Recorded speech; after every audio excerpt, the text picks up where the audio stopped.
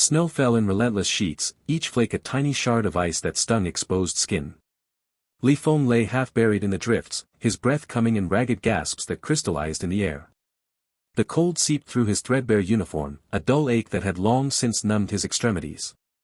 Around him, the battlefield stretched in a tableau of frozen horror, bodies twisted in final agony, weapons protruding from snowbanks like skeletal fingers, the Empire's crimson banners now tattered and stained with frost. He remembered the retreat. The Imperial lines had shattered like glass under the warlord onslaught. His unit, what remained of it, had fled northward, abandoning their wounded without a backward glance. A spear had found his side during the chaos, and when he fell, no one stopped to help. The last thing he'd seen was Sergeant Wang's retreating back, disappearing into the blizzard with the others. Now, hours or perhaps days later, consciousness returned with cruel clarity. Feng tried to move, but his body protested with waves of pain. The wound in his side had stopped bleeding, frozen shut by the cold. Hunger gnawed at his stomach, a familiar enemy from his months as a conscript.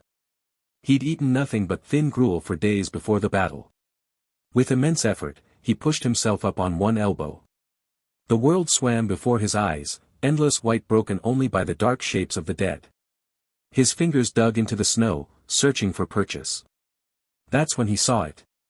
A few yards away, partially covered by a fallen shield, lay a corpse unlike the others. This one wore remnants of Imperial officers' armor, the intricate dragon motif still visible beneath layers of frost. The man's face was preserved by the cold, eyes open and staring at the gray sky with an expression of profound resignation. But what caught Feng's attention was the hand. The frozen fingers clutched something, a ring of dark metal that seemed to drink the light around it. Even from this distance, Feng could see intricate carvings swirling across its surface, patterns that reminded him of Imperial seals he'd glimpsed in passing during his brief training. He crawled.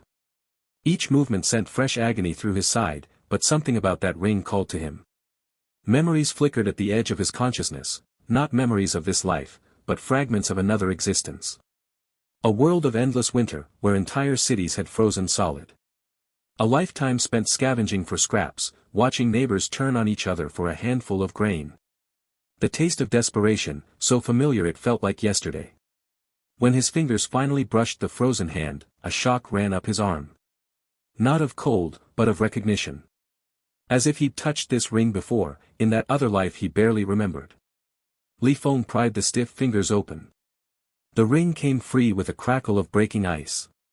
He examined it in his palm. The metal was warm despite the sub-zero temperatures, the carvings seeming to shift when he looked at them from different angles. Without thinking, he slipped it onto his middle finger. The world exploded into clarity. Memories flooded his mind, not just fragments, but entire lifetimes. He saw himself in another body, another time, surviving decades in a frozen wasteland. He remembered the lessons learned through bitter experience: food was power, warmth was currency, and those who controlled resources controlled everything.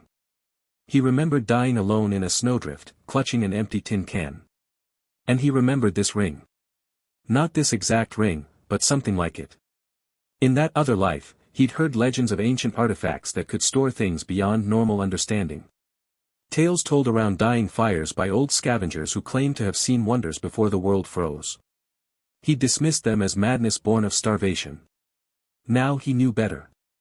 A whisper of understanding passed through him. The spatial ring of Imperial legacy. Infinite storage. Time stopped within. No immediate cost. Feng's eyes fell on a nearby sword half buried in snow. Without knowing how he knew, he reached out and touched the hilt. The weapon vanished. Not with a flash or sound, but simply ceased to exist in this world. In his mind's eye, he saw it, floating in a gray void, perfectly preserved, alongside nothing else. He touched a frozen ration pack protruding from a dead soldier's pack. It disappeared. He touched a water skin. Gone. Each time, the items appeared in that mental space, arranged as if on invisible shelves. For the first time since awakening, Feng felt something other than pain and cold. He felt possibility. He began moving through the battlefield with renewed purpose. His wounds still hurt, but the hunger had receded, not because he'd eaten, but because hope was its own nourishment. He touched every weapon he could reach: swords, spears, broken bows. He emptied packs of their meager contents, hardtack biscuits, strips of dried meat, pouches of grain so small they would have been laughable in any other circumstance. Each item vanished into the ring's space. Soon, he had accumulated what would have been a fortune for a peasant, enough weapons to arm a small squad, enough food to last weeks if rationed carefully. And it all fit in a space that felt limitless. Near the edge of the battlefield, he found what he'd been searching for, an abandoned supply cart, its oxen long since slaughtered or stolen. The warlords had looted most of it, but they'd missed the false bottom. Feng pried up the wooden planks with a recovered dagger to reveal hidden compartments containing sacks of millet and barley. His hands trembled as he touched the first sack. 50 pounds of grain disappeared. Then another. And another. 10 sacks total, more food than he'd seen in his entire life as a soldier. In his mind's eye, the void now contained a small mountain of sustenance, preserved perfectly as if just harvested.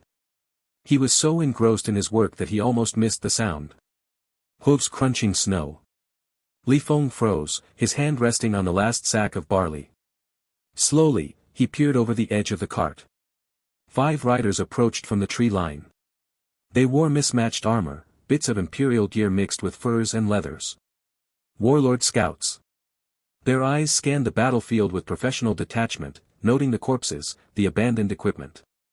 One of them, a man with a scar running from eyebrow to chin, pointed toward the supply cart. Feng ducked down, heart hammering against his ribs. The ring felt heavy on his finger, a secret too precious to lose. He could hear the horses getting closer, the jingle of harnesses, the low murmur of voices. "Check the cart," someone said. Might be something they missed. Footsteps crunched through snow. Feng held his breath, fingers curling around the dagger. In his mind, he calculated the contents of his ring. Weapons. Food.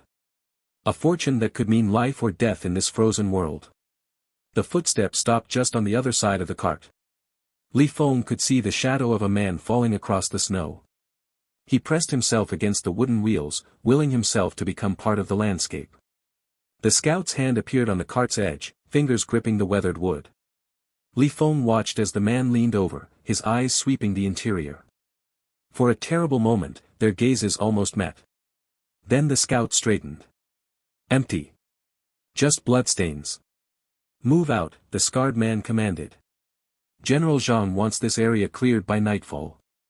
The footsteps receded. Hooves crunched snow again, growing fainter. Feng didn't move until long after the sounds had faded completely. When he finally emerged from hiding, the scouts were distant specks against the white landscape.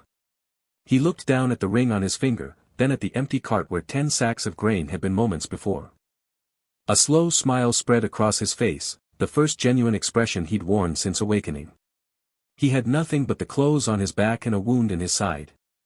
And yet, he realized with growing certainty, he was perhaps the richest man in what remained of the empire.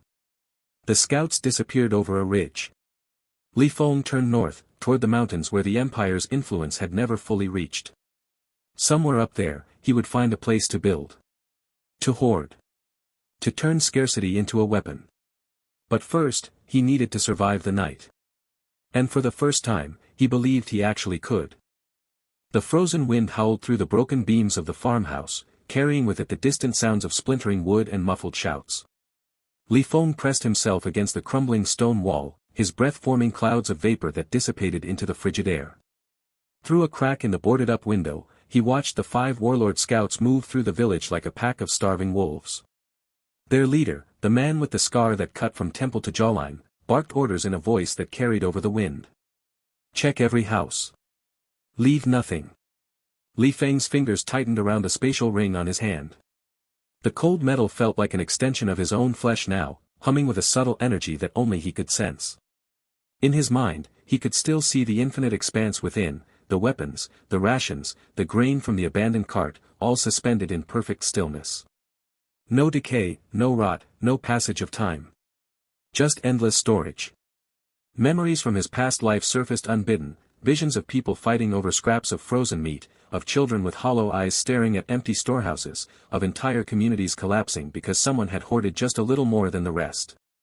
He had died in that frozen apocalypse, starving in a makeshift shelter while others fought over the last cans of preserved food. Now, reborn in this collapsing empire, he understood the truth with crystalline clarity: resources were power. Not swords, not armies, not titles. Grain. Gold. Weapons. Warmth. The scouts moved methodically from house to house, kicking in doors that hadn't already been broken. Feng watched as they emerged with pathetic bundles, a few winter vegetables from a root cellar, some salted meat, a handful of copper coins. The villagers had hidden what little they had, but the scouts were experienced looters. They knew where to look. One of the scouts, a burly man with a missing ear, dragged an old man from a nearby hut. "Where's the rest?" he demanded, shaking the villager like a rag doll. "That's all, I swear," the old man pleaded, his voice trembling. The last harvest was poor, and the Imperial tax collectors. The scout backhanded him, sending the old man sprawling into the snow. "Liar. Every village has a hidden cellar. Tell us where it is or we'll burn what's left of your home." Feng's jaw tightened. He remembered that desperation from his past life, the way people turned on each other when hunger gnawed at their bellies. But now, he had a different option. He didn't need to fight these scouts. He didn't need to save these villagers. He needed what they had. As the scouts dragged the old man toward the center of the village, Feng slipped out the back of the farmhouse, keeping low behind a crumbling stone fence. The snow muffled his footsteps, and the howling wind covered any small sounds he might make. He moved with a caution born of both his military training and his memories of surviving in a frozen wasteland, every step calculated, every breath controlled. He circled around to the largest structure in the village, what had once been the village headman's house. The scouts had already been through it, the door hung broken from its hinges, and snow had begun to drift inside. But Feng knew how people thought when they were hiding things. They put their valuables where they could watch them, where they felt they had control. The main room was a mess of overturned furniture and scattered belongings. A family portrait lay face down in the ashes of the cold hearth. Feng ignored it all, his eyes scanning the floorboards. There, near the heavy wooden table that had been shoved against the wall. The boards there were slightly darker, worn smoother by frequent footsteps. He knelt, running his fingers along the seams. His past life memories provided the knowledge: in the frozen apocalypse, people had hidden supplies under floorboards, behind false walls, in buried containers. Survival meant being clever about storage. His fingers found a subtle depression. He pressed, and a section of floorboard lifted with a soft creak. Below, a ladder descended into darkness. The hidden cellar. Feng listened for a moment. The scouts' voices were still coming from the village center, interspersed with the old man's pleading. He had time. He descended the ladder into the cool darkness below. The air smelled of earth and stored grain. As his eyes adjusted, he saw it, sacks stacked nearly to the low ceiling, maybe 20 of them. Barley, from the look of it. Enough to feed a family through the winter. Maybe 2 families. To the villagers, this was survival. To the warlord scouts, this was plunder. To Feng, it was the beginning of something greater. He reached out and touched the nearest sack. The spatial ring hummed against his skin, and the sack vanished without a sound. No puff of displaced air, no flash of light. One moment it was there, the next it was stored in the infinite space within the ring. Feng worked methodically, touching sack after sack. Each one disappeared into his personal hoard. He could feel the ring's capacity, limitless, boundless.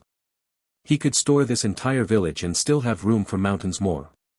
The power was intoxicating, but he kept his focus. Memories of starving in that frozen shelter kept him grounded. This wasn't greed. This was survival on a scale these people couldn't comprehend. When the last sack vanished, he paused, listening. The scouts' voices were getting closer again.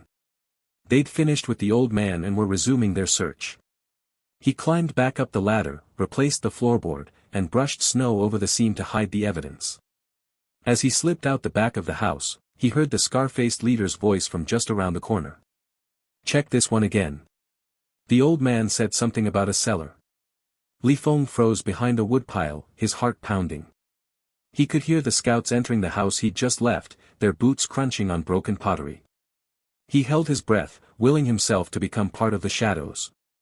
"Nothing here," one of them called out after a moment. "Just more broken junk." The old man was lying, another voice grumbled. Wasted our time. Burn it anyway, the scar-faced leader said, his voice cold. Send a message to the next village. Feng waited until he heard the sound of flint striking steel, then the first crackle of flames. He moved then, slipping away from the village as smoke began to rise against the grey sky. He didn't look back at the burning houses, at the villagers who would now face the winter with nothing. In his past life, he might have felt guilt. Now, he felt only the cold calculation of survival. They would have starved anyway. At least their grain would serve a greater purpose. He reached the tree line at the edge of the village and paused, looking back one last time. The scouts were gathering their pathetic loot, preparing to move on. They hadn't found the cellar. They never would. As he turned to leave, the wind shifted, carrying their voices to him with sudden clarity. Heard from the forward patrol, one of the scouts was saying. They found the Imperial granary at Willow Creek. Lightly guarded since the army pulled back. The scar-faced leader grunted. How much grain? Enough to feed 500 men for a month. Maybe more.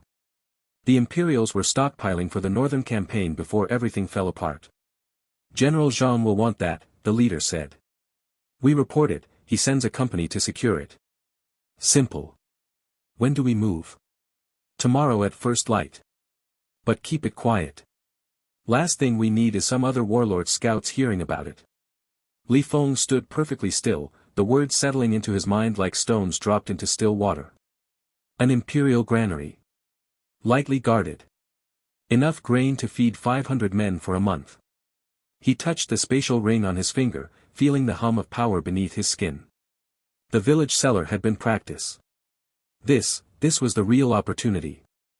As the scouts mounted their horses and rode away from the burning village, Feng melted back into the forest, his mind already working through the possibilities. The granary at Willow Creek. He knew the area, it was a day's travel north, near what had been an Imperial garrison town. If the guards were light. He looked down at his hand, at the ring that held enough grain to last him through the winter. And now he knew where to find enough to last through the next one, and the one after that. The wind picked up, carrying snow and the distant smell of smoke. Feng pulled his tattered cloak tighter around his shoulders and began walking north, toward Willow Creek, toward the next step in building his hoard. Snow fell in thick, silent flakes as Feng trudged through the deepening drifts. 3 days had passed since he'd overheard the scouts' conversation about Willow Creek, 3 days of moving through a landscape that seemed to grow more desolate with each mile. His breath formed clouds that hung in the frozen air, and the cold bit through his patched clothing with teeth sharper than any blade. Yet within him burned a fire that had nothing to do with warmth, it was the steady, calculating flame of purpose. He remembered the frozen apocalypse of his past life with crystalline clarity. The way society had collapsed when supply chains failed. How people had turned on each other over scraps. The slow, agonizing death of starvation that had claimed so many.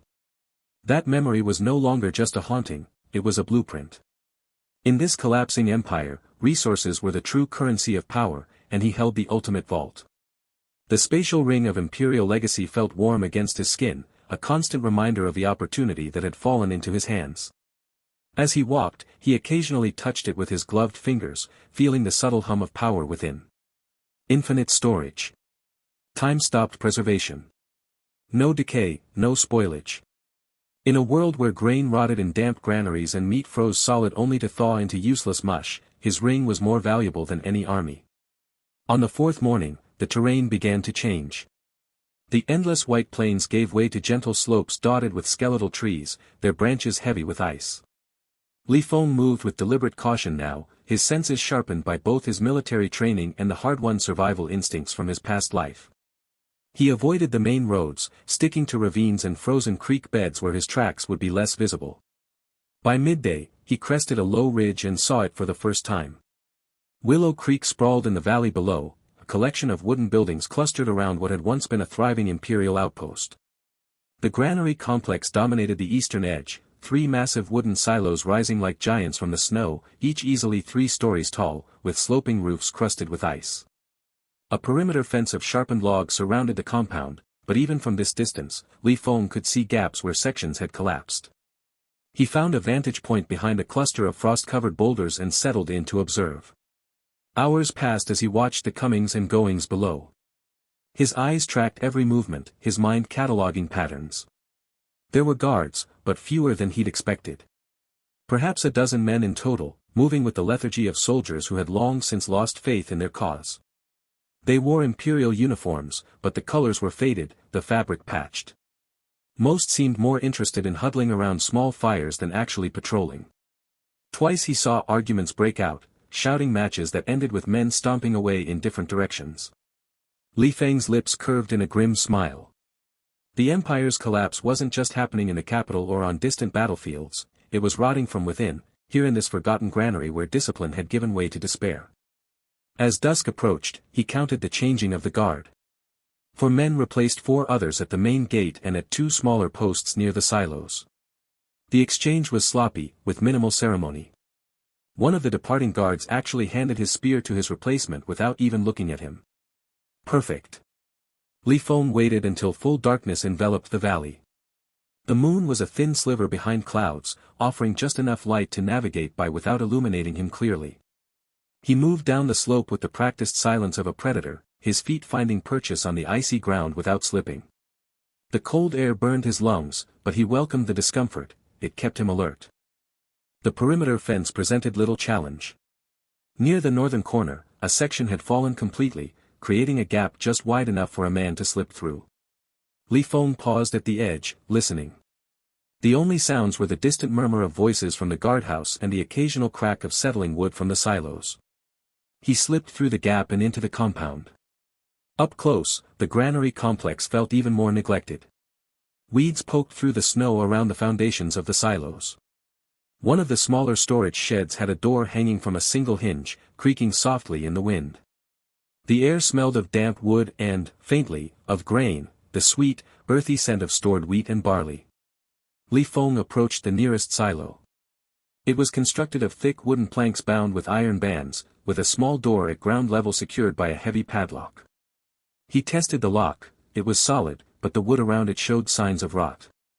A few hard kicks would likely break it open, but the noise would bring every guard running. Instead, he placed his bare hand against the wooden wall. Immediately, he felt the connection. Through the spatial ring, he could sense the contents of the silo, a mountain of grain, dry and preserved despite the damp conditions outside. The ring's power extended through the barrier, establishing a link between his touch and the resources within. He focused, and the grain began to flow. It was a strange sensation, like feeling a river pass through his fingers without actually touching water. The grain vanished from the silo and appeared in the infinite space of the ring, stored in perfect stasis. There was no sound, no visible effect, just the gradual emptying of the container. Li Feng kept his hand pressed against the wood, maintaining the connection as the silo emptied from the bottom up. Minutes passed. His arm began to ache from holding the position, but he didn't move. He could feel the level of grain dropping, could sense the growing emptiness within the wooden structure. Finally, the flow ceased. The silo was empty. Li Feng moved to the second silo. This one had a small window near the top, covered with wooden slats. He reached up, his fingers just brushing the lowest slat. Again, the connection formed. Again, the grain began to flow into his ring. This silo seemed to contain a different variety, barley, perhaps, or millet. The texture felt coarser through the ring's sensory link. He was halfway through emptying the third silo when he heard voices approaching. "Told you I saw something moving out here. Probably just a fox. Or your imagination." "My imagination doesn't leave tracks in the snow." Li Feng froze, his hand still pressed against the silo wall. The voices came from around the corner of the building, growing closer with each passing second. He calculated his options. He could break the connection and run, but he'd lose whatever grain remained in this silo. He could maintain the connection and hope they didn't come this way, but if they did. The ring continued its work, the grain flowing steadily into storage. Li Feng held his breath, every muscle taut. 2 guards rounded the corner, holding lanterns that cast wavering pools of light across the snow. They were young, perhaps no older than Li Feng himself, with faces pinched with cold and discontent. "See," one said, pointing at the ground. "Tracks." Li Feng's tracks led straight to where he stood pressed against the silo wall. The guards followed the trail with their eyes, the lantern light creeping closer. Li Feng prepared to move, to run, to fight if necessary. But just as the light was about to fall on him, the other guard groaned. "Forget it, Chen. It's too cold for this. Probably just an animal. Let's check the gate and get back to the fire." But nothing. "You want to freeze out here chasing shadows?" The first guard hesitated, then shrugged. "Fine. But if something's missing tomorrow, it's on your head." They turned and walked away, their footsteps crunching in the snow until the sound faded into the night. Li Feng let out a slow breath, the tension draining from his shoulders. That had been too close. He waited a full minute, listening until he was certain they were gone, then resumed the connection with the silo. The remaining grain vanished into his ring. When the flow stopped, he knew the third silo was empty. 3 silos. Enough grain to feed 500 men for a month, now stored in a space no larger than a ring on his finger. The sheer scale of it was staggering. In his past life, this much food would have been worth killing for, worth dying for. Here, it was his, acquired without a single drop of blood spilled. He moved back toward the gap in the fence, his steps light and quick. The guards were changing again, he could hear the grumbled complaints as the night watch took over from the evening shift.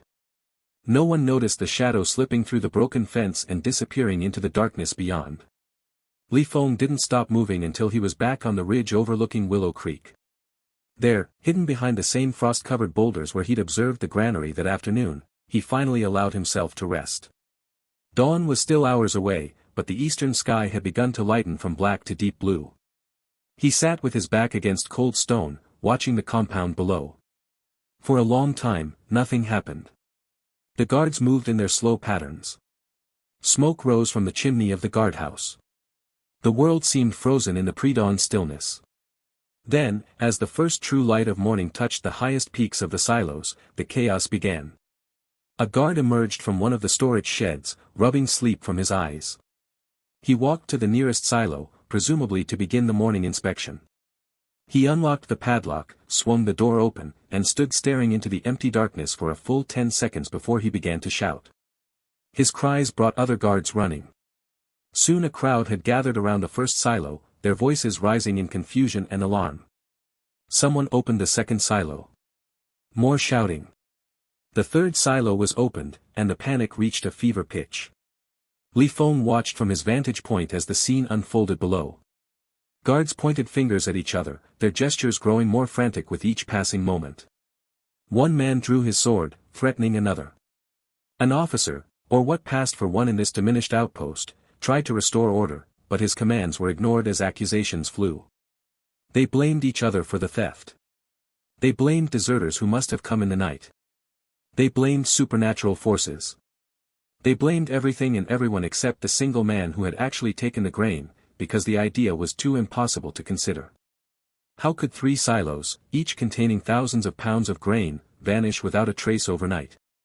No carts, no tracks leading away, no evidence of forced entry beyond the broken fence that had been broken for weeks. It was a mystery that defied explanation, and in their desperation to solve it, the guards turned on each other. Li Feng watched as the officer finally lost control of the situation. 2 guards came to blows, rolling in the snow as others tried to pull them apart. Another simply walked away, throwing down his spear and heading for the main gate without looking back. Within an hour, half the remaining garrison had deserted, fleeing into the snowy landscape rather than face whatever punishment might come for losing the Empire's grain. The granary at Willow Creek was now not just empty, it was abandoned. Li Feng touched the spatial ring on his finger, feeling the immense weight of what he now carried. Not a physical weight, for the ring itself was light as any piece of jewelry, but the conceptual weight of possibility.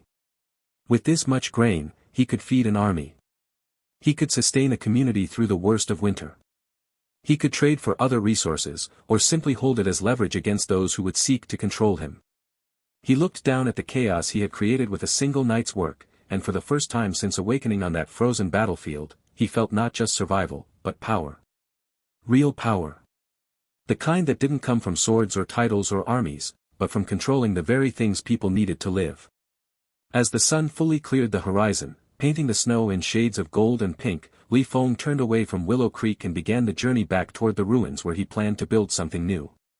Behind him, the granary guards continued to unravel, their shouts fading into the distance. Before him lay a path through the snow, and in his ring lay the foundation of a kingdom.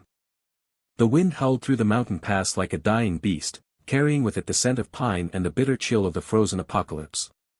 Li Feng stood at the edge of a remote valley, his breath forming clouds that hung in the air before dissipating into the gray morning. 3 days had passed since he'd emptied the Imperial granary at Willow Creek, and the weight of his hoard felt both immense and invisible, a paradox contained within the spatial ring of Imperial legacy on his finger. He surveyed the valley below, a bowl-shaped depression sheltered by steep granite cliffs on 3 sides. A frozen stream cut through its center, its surface a sheet of milky ice.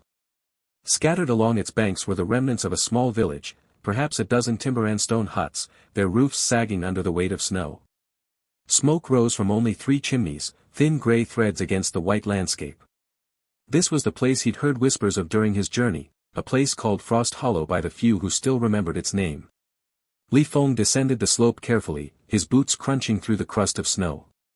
The memories of his past life in another frozen world guided his movements, how to test ice thickness, how to spot sheltered areas, how to read the weather in the cloud formations. Those memories had become second nature, blending with his current existence until he sometimes couldn't distinguish where one ended and the other began. As he approached the first hut, a door creaked open. An old man emerged, wrapped in layers of patched furs, his face a roadmap of wrinkles carved by decades of mountain living. His eyes, sharp and wary, took in Li Feng's Imperial deserter uniform, now stained and torn, before settling on his face. "Stranger," the old man said, his voice raspy from cold. "You bring trouble or trade?" "Trade," Li Feng replied, keeping his hands visible and away from the short sword at his belt. "I have grain." The old man's eyes widened almost imperceptibly. "Grain? In these times?" He glanced back toward the hut, where 2 younger faces peered from the doorway, a woman and a boy, both thin with the hollow look of prolonged hunger. "What do you want for it?" "Tools," Li Feng said. "Axes, saws, hammers. And labor." For the next hour, Li Feng moved through Frost Hollow, speaking with each of the 7 families who remained.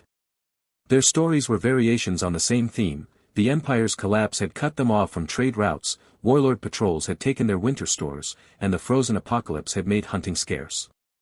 They were surviving, but barely, burning furniture for warmth and boiling pine needles for tea. When he gathered them in the central clearing, Li Feng didn't make grand promises. He simply placed his hand against a large flat stone and concentrated. From the infinite, time-stopped space within his ring, he withdrew a single sack of barley, one of the 20 he'd taken from the village cellar in Chapter 2. The grain appeared instantly, the sack materializing as if it had always been there, its rough burlap texture real and substantial. The villagers stared, some making warding signs against spirits, others simply too stunned to react. The old man, who introduced himself as Old Chen, stepped forward and cut the sack open with a bone knife. Golden barley spilled onto the snow. "It's real," Old Chen whispered, letting the grains run through his fingers. "By the ancestors, it's real grain."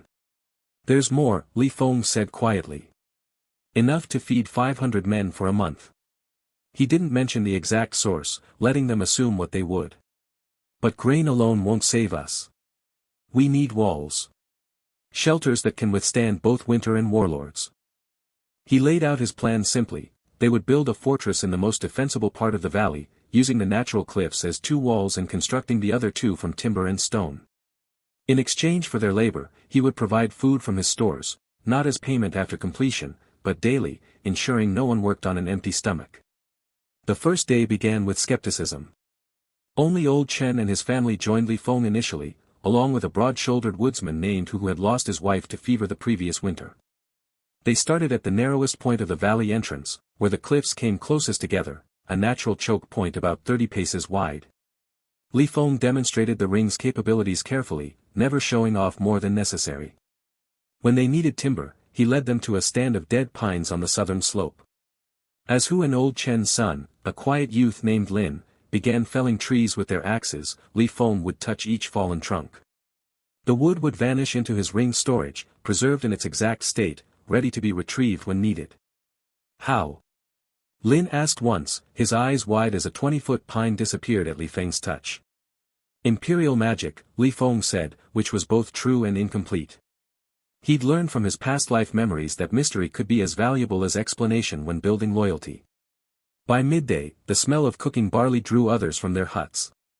Li Feng had old Chen's daughter-in-law, a practical woman named Mei, set up a communal pot over a fire. Using grain from his ring and snow melted for water, she prepared a simple porridge. The scent, earthy, warm, fundamentally nourishing, drifted through the valley like a promise. 3 more families joined that afternoon. Then 2 more the next morning. Within 3 days, all 7 families of Frost Hollow were working on what they'd started calling the Wall Project, though Li Feng thought of it already as Snowhaven, the name from his memories, a place that had existed in another world but felt right for this one. The work transformed the valley. Li Feng organized them with the efficiency his past life memories provided, teams for felling trees, teams for quarrying stone from a nearby outcrop, teams for construction. He used the ring not just as storage but as a logistical tool. When they needed rope, he produced hemp cordage he'd scavenged from the battlefield in Chapter 1. When nails became scarce, he retrieved iron spikes from the same source.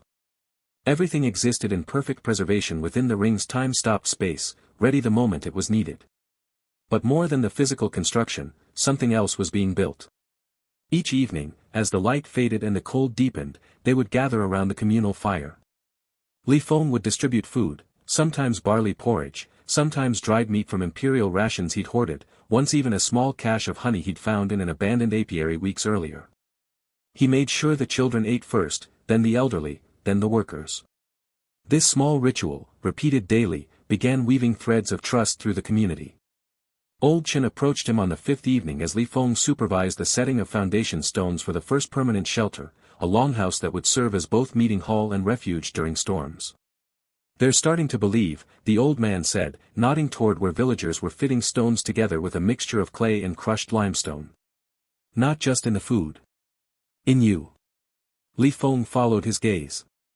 Mei was teaching 2 other women how to patch winter clothing with furs Li Feng had produced from his ring. Hu and Lin were sharpening tools by the fire, their faces relaxed in a way they hadn't been when Li Feng first arrived.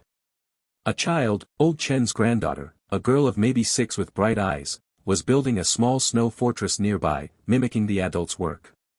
"They shouldn't," Li Feng said quietly. "Belief makes people vulnerable." "So does starvation," old Chen countered. "You've given them more than full bellies. You've given them purpose. In times like these, that's rarer than grain." By the end of the 2nd week, the wall stood 8 feet high across the valley entrance, built from interlocking timber frames filled with stone and clay. It wasn't finished, the plan called for it to reach 15 feet with a walkway along the top, but it already changed the feel of the valley. The wind still howled, but it no longer screamed unimpeded through the settlement. The sense of exposure, of being naked to the frozen world, began to recede. The shelters went up more quickly. Using the ring, Li Feng could store precisely cut timber beams and shaped stones, then retrieve them exactly where needed. What would have taken months of labor became weeks. They built 3 longhouses first, one for each of the largest family groups, with proper hearths and insulated walls stuffed with dried moss. Then smaller huts for those who preferred privacy. Li Feng took for himself a modest structure built against the northern cliff, its back wall formed by the living stone itself. Inside, he kept almost nothing physical. Everything of value remained in the ring. But he did allow himself one luxury, a proper bed frame with a mattress stuffed with wool he'd taken from an Imperial supply depot. After months of sleeping on frozen ground, the comfort felt almost sinful. It was during the 3rd week, as they began work on the gate, a massive double door of reinforced timber, that the first real test came. A family of refugees stumbled into the valley, half-frozen and desperate. They'd fled their village after warlord scouts burned it, traveling for days with only what they could carry. Li Feng found them huddled by the stream, trying to chip through the ice for water. The father, a man with the build of a farmer but the hollow eyes of someone who'd seen too much, stood protectively in front of his wife and 2 daughters. "We mean no trouble," the man said, his voice trembling from cold or fear or both. "Just water. Then we'll go." Li Feng studied them. The mother had wrapped her daughters in every scrap of clothing they possessed, but the girls were shivering violently. Their lips had taken on a bluish tint. In his past life, he'd seen people die from less exposure. "What's your name?" Li Feng asked. "Zhao," the man said. "Zhao Wei. This is my family." Li Feng made his decision quickly. "Come to the fire. We have food." As he led them toward the central fire pit, he felt old Chen's eyes on him. The old man had been cautious about newcomers, warning that every mouth to feed was a burden. But when Mei brought bowls of hot porridge without being asked, when Hu offered his own spot closest to the flames, Li Feng saw the community he'd been building truly come alive. Zhao Wei's family stayed. In exchange, Zhao offered his skills. He'd been a carpenter before the collapse, and his knowledge of joinery improved their construction immediately. His wife, Li Hua, turned out to have a gift for organizing supplies, creating an inventory system for the communal tools. The daughters, shy at first, began playing with the other children within days. More refugees trickled in over the following week. A pair of brothers who'd been hunters. An elderly scholar who remembered Imperial architecture principles. A young woman who trained as a herbalist before the world froze. Each brought skills. Each received food and shelter. Each added to what Snowhaven was becoming. By the end of the month, the population had grown from the original 23 villagers to nearly 50. The wall now stood complete at 15 feet, with a walkway and platforms for lookouts. 8 permanent shelters stood within the protected area, along with a smokehouse, a tool shed, and the beginnings of a greenhouse built against the southern cliff to capture what weak winter sun penetrated the valley. Li Feng stood on the wall's walkway one evening, looking out over the valley entrance. Below, lamps glowed in shelter windows, not the desperate flicker of lone hearths fighting against the dark, but the steady light of a community. The smell of cooking food mingled with wood smoke. Laughter carried from where children were playing a chasing game in the snow. He touched the spatial ring of Imperial legacy, feeling the immense hoard within, not just the grain from Willow Creek, but everything he'd accumulated since awakening on that battlefield. Weapons. Tools. Medical supplies. Even luxury items like bolts of cloth and jars of spices he'd taken from noble estates during his travels. All of it waited in perfect preservation, ready to be deployed. This was power, he realized. Not the flash of swords or the roar of battle, but this, warmth where there should be cold, fullness where there should be hunger, safety where there should be fear.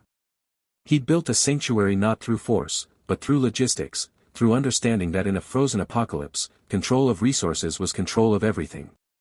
He was about to descend when movement caught his eye at the valley entrance. A figure stumbled through the deepening twilight, moving with the erratic gait of someone pushed beyond exhaustion.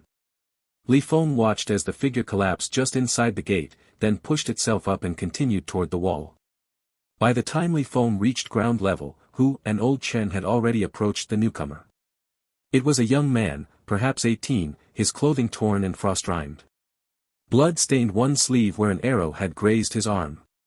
His breath came in ragged, steaming gasps.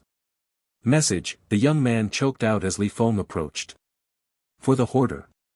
Li Feng knelt beside him. "I'm listening." The young man's eyes focused with effort. "General Zhang, he's heard rumors. About a miraculous hoarder in the mountains. About grain appearing from nowhere." He coughed, a wet, painful sound. "He's sending scouts. To investigate. To find you." A chill that had nothing to do with the evening air settled in Li Feng's chest. He'd known this would come eventually, that success would draw attention. But he'd hoped for more time. More walls. More preparations. "How many scouts?" Old Chen asked, his voice tight. "Don't know," the young man whispered. "But Zhang, he doesn't send small parties. Not for something like this." His eyes fluttered closed, then opened again with fading focus.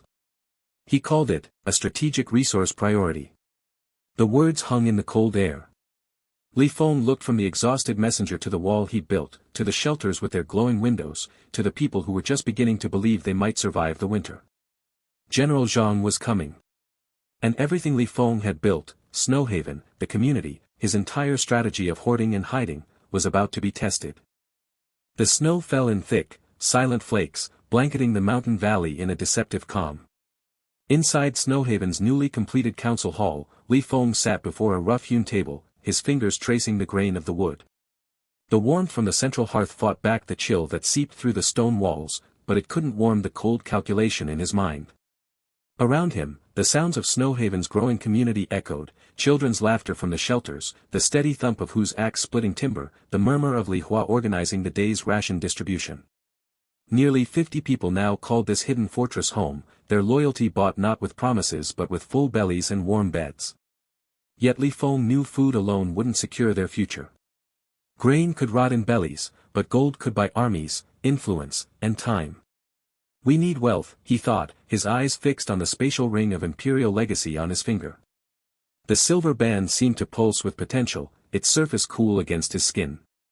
Not just for trade, but for insurance. When General Zhang comes, and he will come, we'll need more than walls and grain. Memories of his past life surfaced unbidden, the frozen apocalypse where men had killed for a single can of beans, where paper money had become worthless kindling, where only tangible resources held power. But this world was different. Here, gold still glittered with promise, and jewels could open doors that grain couldn't. The empire had collapsed, but its old hierarchies lingered in the minds of those who remembered better days. 3 days earlier, Zhao Wei had mentioned the abandoned Liang estate during a construction break. Old Lord Liang fled south when the warlords came, the carpenter had said, wiping sweat from his brow. His manor's been picked clean by raiders, or so they say. But my grandfather worked there as a mason. He used to whisper about hidden passages. Li Feng had stored that information like he stored grain, carefully, methodically. Now, as dawn painted the eastern sky in pale grays, he prepared to act. He dressed in layers of wool and leather, the same nondescript clothing he'd worn since his desertion. No armor, no weapons beyond a simple hunting knife, his greatest weapon was invisible, wrapped around his finger. Old Chen intercepted him at the valley gate. The elderly villager's breath fogged in the cold air. "You're going out alone again?" "Scouting," Li Feng said, the lie smooth on his tongue. "We need to know if General Zhang's scouts are getting closer." "Take who with you?" "The woodsman knows these mountains." "I move faster alone." Li Feng met the old man's eyes. "Keep the walls manned. If strangers approach, sound the alarm and don't open the gate for anyone." He slipped through the narrow postern door they'd built into the 15-foot wall, the timber groaning softly as it closed behind him. Outside, the world was a study in white and gray. Snow clung to pine boughs like frozen lace, and the only sounds were the crunch of his boots and the distant cry of a hawk. He moved with the cautious grace learned in 2 lifetimes, first as a soldier, then as a survivor of the frozen end. The Liang estate lay half a day's journey northwest, nestled in a valley less secluded than Frost Hollow. As Li Feng crested the final ridge, the manor spread below him like a broken toy. The main house's roof had collapsed in sections, its timbers blackened by fire. Outbuildings stood with doors hanging from broken hinges, and the once manicured gardens were buried under drifts of snow. No smoke rose from chimneys, no footprints marred the pristine white expanse around the compound. He waited for an hour, watching from the tree line. His apocalypse memories screamed caution. Abandoned places were never truly abandoned. They attracted scavengers, both human and animal, and often held unpleasant surprises. But no movement stirred below, no shadow crossed a broken window. Only the wind whispered through the ruins. As afternoon shadows lengthened, Li Feng descended. He approached from the rear, where a collapsed stable offered cover. The air smelled of old smoke and decay. Inside the manor's shell, frost coated what remained of the furniture, and icicles hung from exposed beams like crystalline daggers. He moved room by room, his boots leaving faint impressions in the ash and debris. According to Zhao Wei's story, the hidden treasury wasn't in the main house. Old Lord Liang had been paranoid even before the collapse, distrusting his own servants. The mason's grandfather had spoken of a summer house near the ornamental pond, of a false floor beneath a marble statue of some forgotten god. Li Feng found the summer house at the garden's edge, its lattice walls half collapsed under snow weight. Inside, the statue lay toppled, its stone face staring blankly at the ceiling. He brushed snow from the floor, his fingers searching for seams in the marble tiles. There, a slight irregularity, a hairline crack that didn't match the others. He pressed, and the section of floor sank with a soft click. The hidden compartment was smaller than he'd expected, barely 3 feet square. But what it contained made his breath catch. Gold coins spilled from rotting leather pouches, their surfaces gleaming dully in the weak light. Jeweled hairpins and brooches lay tangled together, sapphires and rubies catching what little illumination filtered through the broken roof. Scroll cases of lacquered wood held deeds and contracts, their wax seals still intact. And in one corner, wrapped in silk that had begun to rot, sat a jade figurine of a dragon, its carving so fine he could see individual scales. Feng didn't touch anything immediately. His apocalypse memories surfaced again. The trap survivors had set for scavengers, the poison baits, the pressure plates rigged to collapse tunnels. He examined the compartment's edges, looking for wires, for discoloration that might indicate poison on the treasures. He found nothing, but caution kept his movements slow and deliberate. Finally, he extended his right hand, the spatial ring cool against his skin. He touched a pile of gold coins first. The sensation was familiar now, a slight vibration in the ring, a faint warmth that spread up his arm. The coins vanished without sound, without flash, absorbed into the infinite space where time stood still. He could feel them there, a new presence in his mental inventory alongside the mountains of grain and stacks of timber. He worked methodically. Jewelry disappeared at his touch, then the scroll cases, then the jade dragon. Each absorption was instantaneous, leaving behind only empty silk and the faint impression where objects had rested. The treasury's wealth flowed into his ring, but he paused when half remained.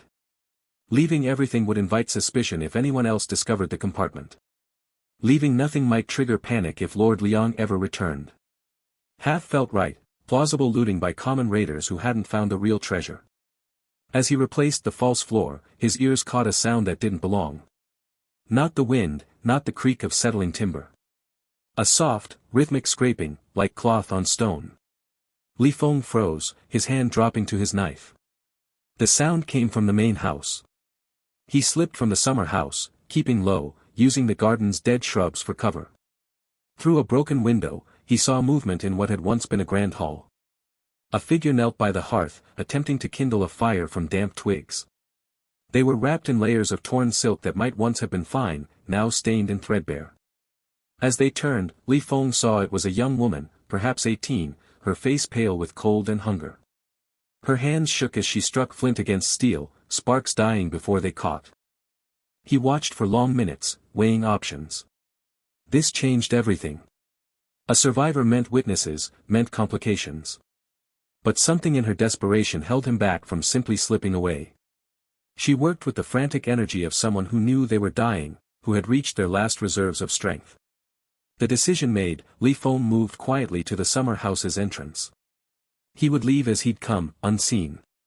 But as he turned, his boot caught a loose tile. It clattered against the marble floor, the sound shockingly loud in the silent garden. Instantly, the scraping in the main house stopped. Footsteps approached, hesitant at first, then faster. The young woman appeared in the doorway, her eyes wide with fear and something else, recognition. "You," she whispered, her voice raw from cold. "You're the one they're looking for. The hoarder." Feng's hand went to his knife, but he didn't draw it. She made no move to attack, only stood trembling, her breath coming in white puffs. "Please," she said, sinking to her knees. The gesture wasn't one of submission but of exhaustion. "My family, the Liang family, we hid when the raiders came. I'm the only one left." She looked past him to the summer house, to the statue he'd righted. Her eyes focused on the faint seam in the floor. "You found it. The treasury." There was no accusation in her voice, only dull acceptance. As if finding her family's stolen wealth was just one more loss in a series of catastrophes. Feng remained silent, assessing. She was no threat physically, malnourished, unarmed. But knowledge was a weapon, and she clearly had some. "Help me," she begged, tears freezing on her cheeks. "Not for the gold. That's gone now, isn't it? But there's more. My father was the Imperial treasurer before the collapse. He knew where the real wealth is hidden, the Imperial vaults that even the warlords haven't found." Her eyes locked on his, desperate and sharp. "I can take you there. But you have to save me first." Beyond her, through the broken lattice, Feng saw movement at the tree line. Dark shapes against the snow. Not animals, men. 3 of them, moving with purpose toward the manor. Scouts, by their gear. And they'd clearly seen the smoke she'd been trying to make. The young woman followed his gaze, her breath catching. They've been hunting survivors for weeks. Please. Feng calculated rapidly. A survivor with knowledge of Imperial vaults. Scouts closing in. His newly acquired wealth safe in the ring. And Snowhaven's location still secret. He made his decision just as the first scout called out, his voice carrying across the frozen garden. Hello in there. Come out with your hands empty. The first snow of the deep winter fell in fat, lazy flakes that clung to the pine boughs surrounding Snowhaven. Feng stood atop the 15-foot wall, his breath frosting in the air as he watched the valley entrance. For 3 days, the warning from the young refugee had hung over the settlement like a gathering storm. Now, through the veil of falling snow, he saw movement, dark shapes against the white, approaching with the grim purpose of men who had traveled far through hostile lands. 5 riders emerged from the tree line, their horses steaming in the cold. They wore mismatched armor scavenged from Imperial stores and warlord caches, their faces gaunt beneath fur-lined helmets. The lead rider bore a facial scar that ran from temple to jaw, pulling his left eye into a permanent squint. Feng's memories of his past life surfaced unbidden, the scar-faced leader of warlord scouts, a predator who smelled weakness like blood on the wind. Below, the Snowhaven community paused in their work. Old Chen stopped chopping firewood, his axe hovering mid-swing. Hu and Lin lowered their timber, eyes fixed on the intruders. Zhao Wei's hammer fell silent against a door frame. Li Hua gathered the children with a quiet urgency, herding them toward the insulated shelters. The warmth that had become Snowhaven's defining feature, the heat from carefully banked fires, the steam from cooking pots, now felt dangerously conspicuous. Ho, the settlement, the scar-faced leader called, his voice carrying across the frozen ground. We come under the banner of General Zhang, master of the northern marches. Who speaks for this place? Feng descended the wooden ladder built into the wall's interior, his boots crunching on packed snow. He wore simple woolens, no armor, no visible weapons. The spatial ring of Imperial legacy felt warm against his finger, a constant reminder of the power hidden in plain sight. As he approached the gate, Old Chen fell in beside him, the old man's breath coming in short puffs. Let me speak, young master, Old Chen whispered. I know their kind. They respect age, or pretend to. Feng shook his head. They respect only what they can take. Open the gate.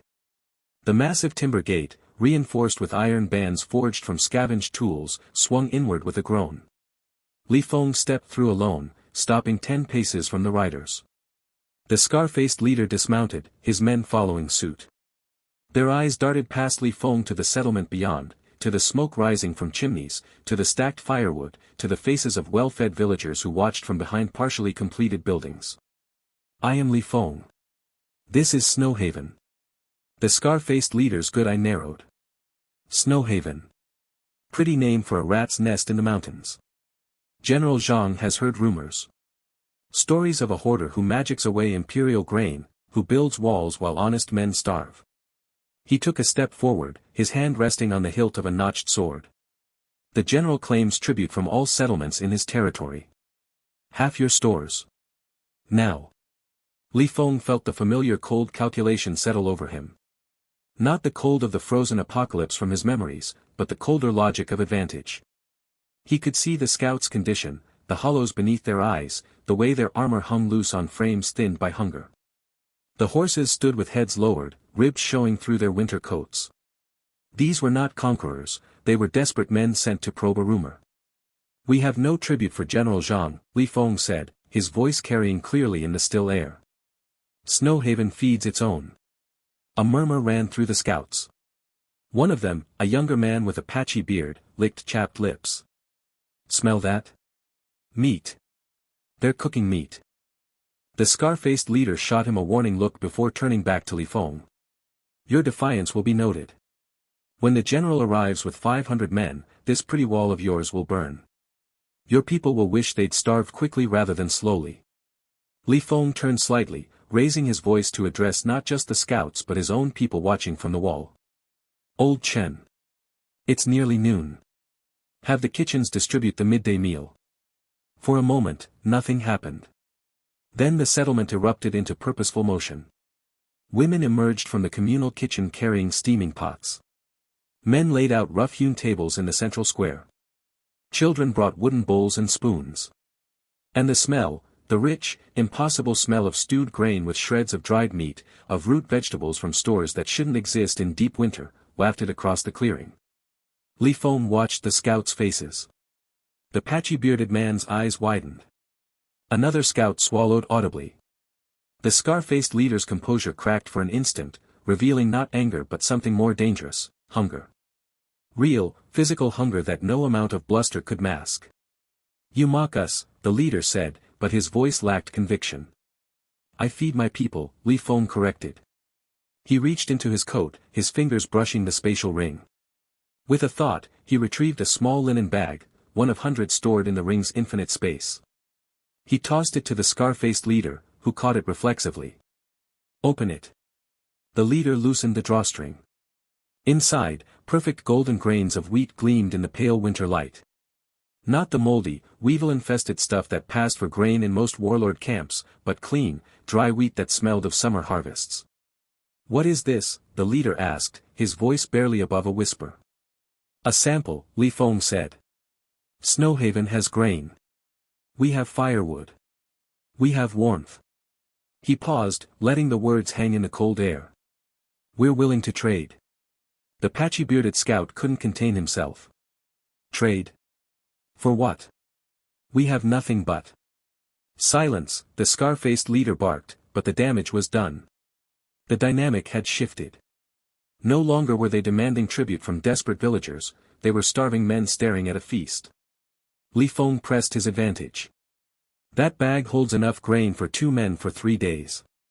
I'll sell it to you for 10 silver coins." 10 silver? The leader laughed, a harsh, brittle sound. "That's robbery." "Is it?" Feng gestured toward the settlement, where villagers were now eating openly, their bowls full, their faces flushed with warmth. "How much would your men pay for 3 days without hunger? How much would General Zhang pay for 100 such bags?"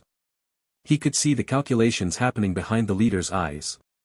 The scout was no fool, he understood logistics, understood that food in winter was worth more than gold.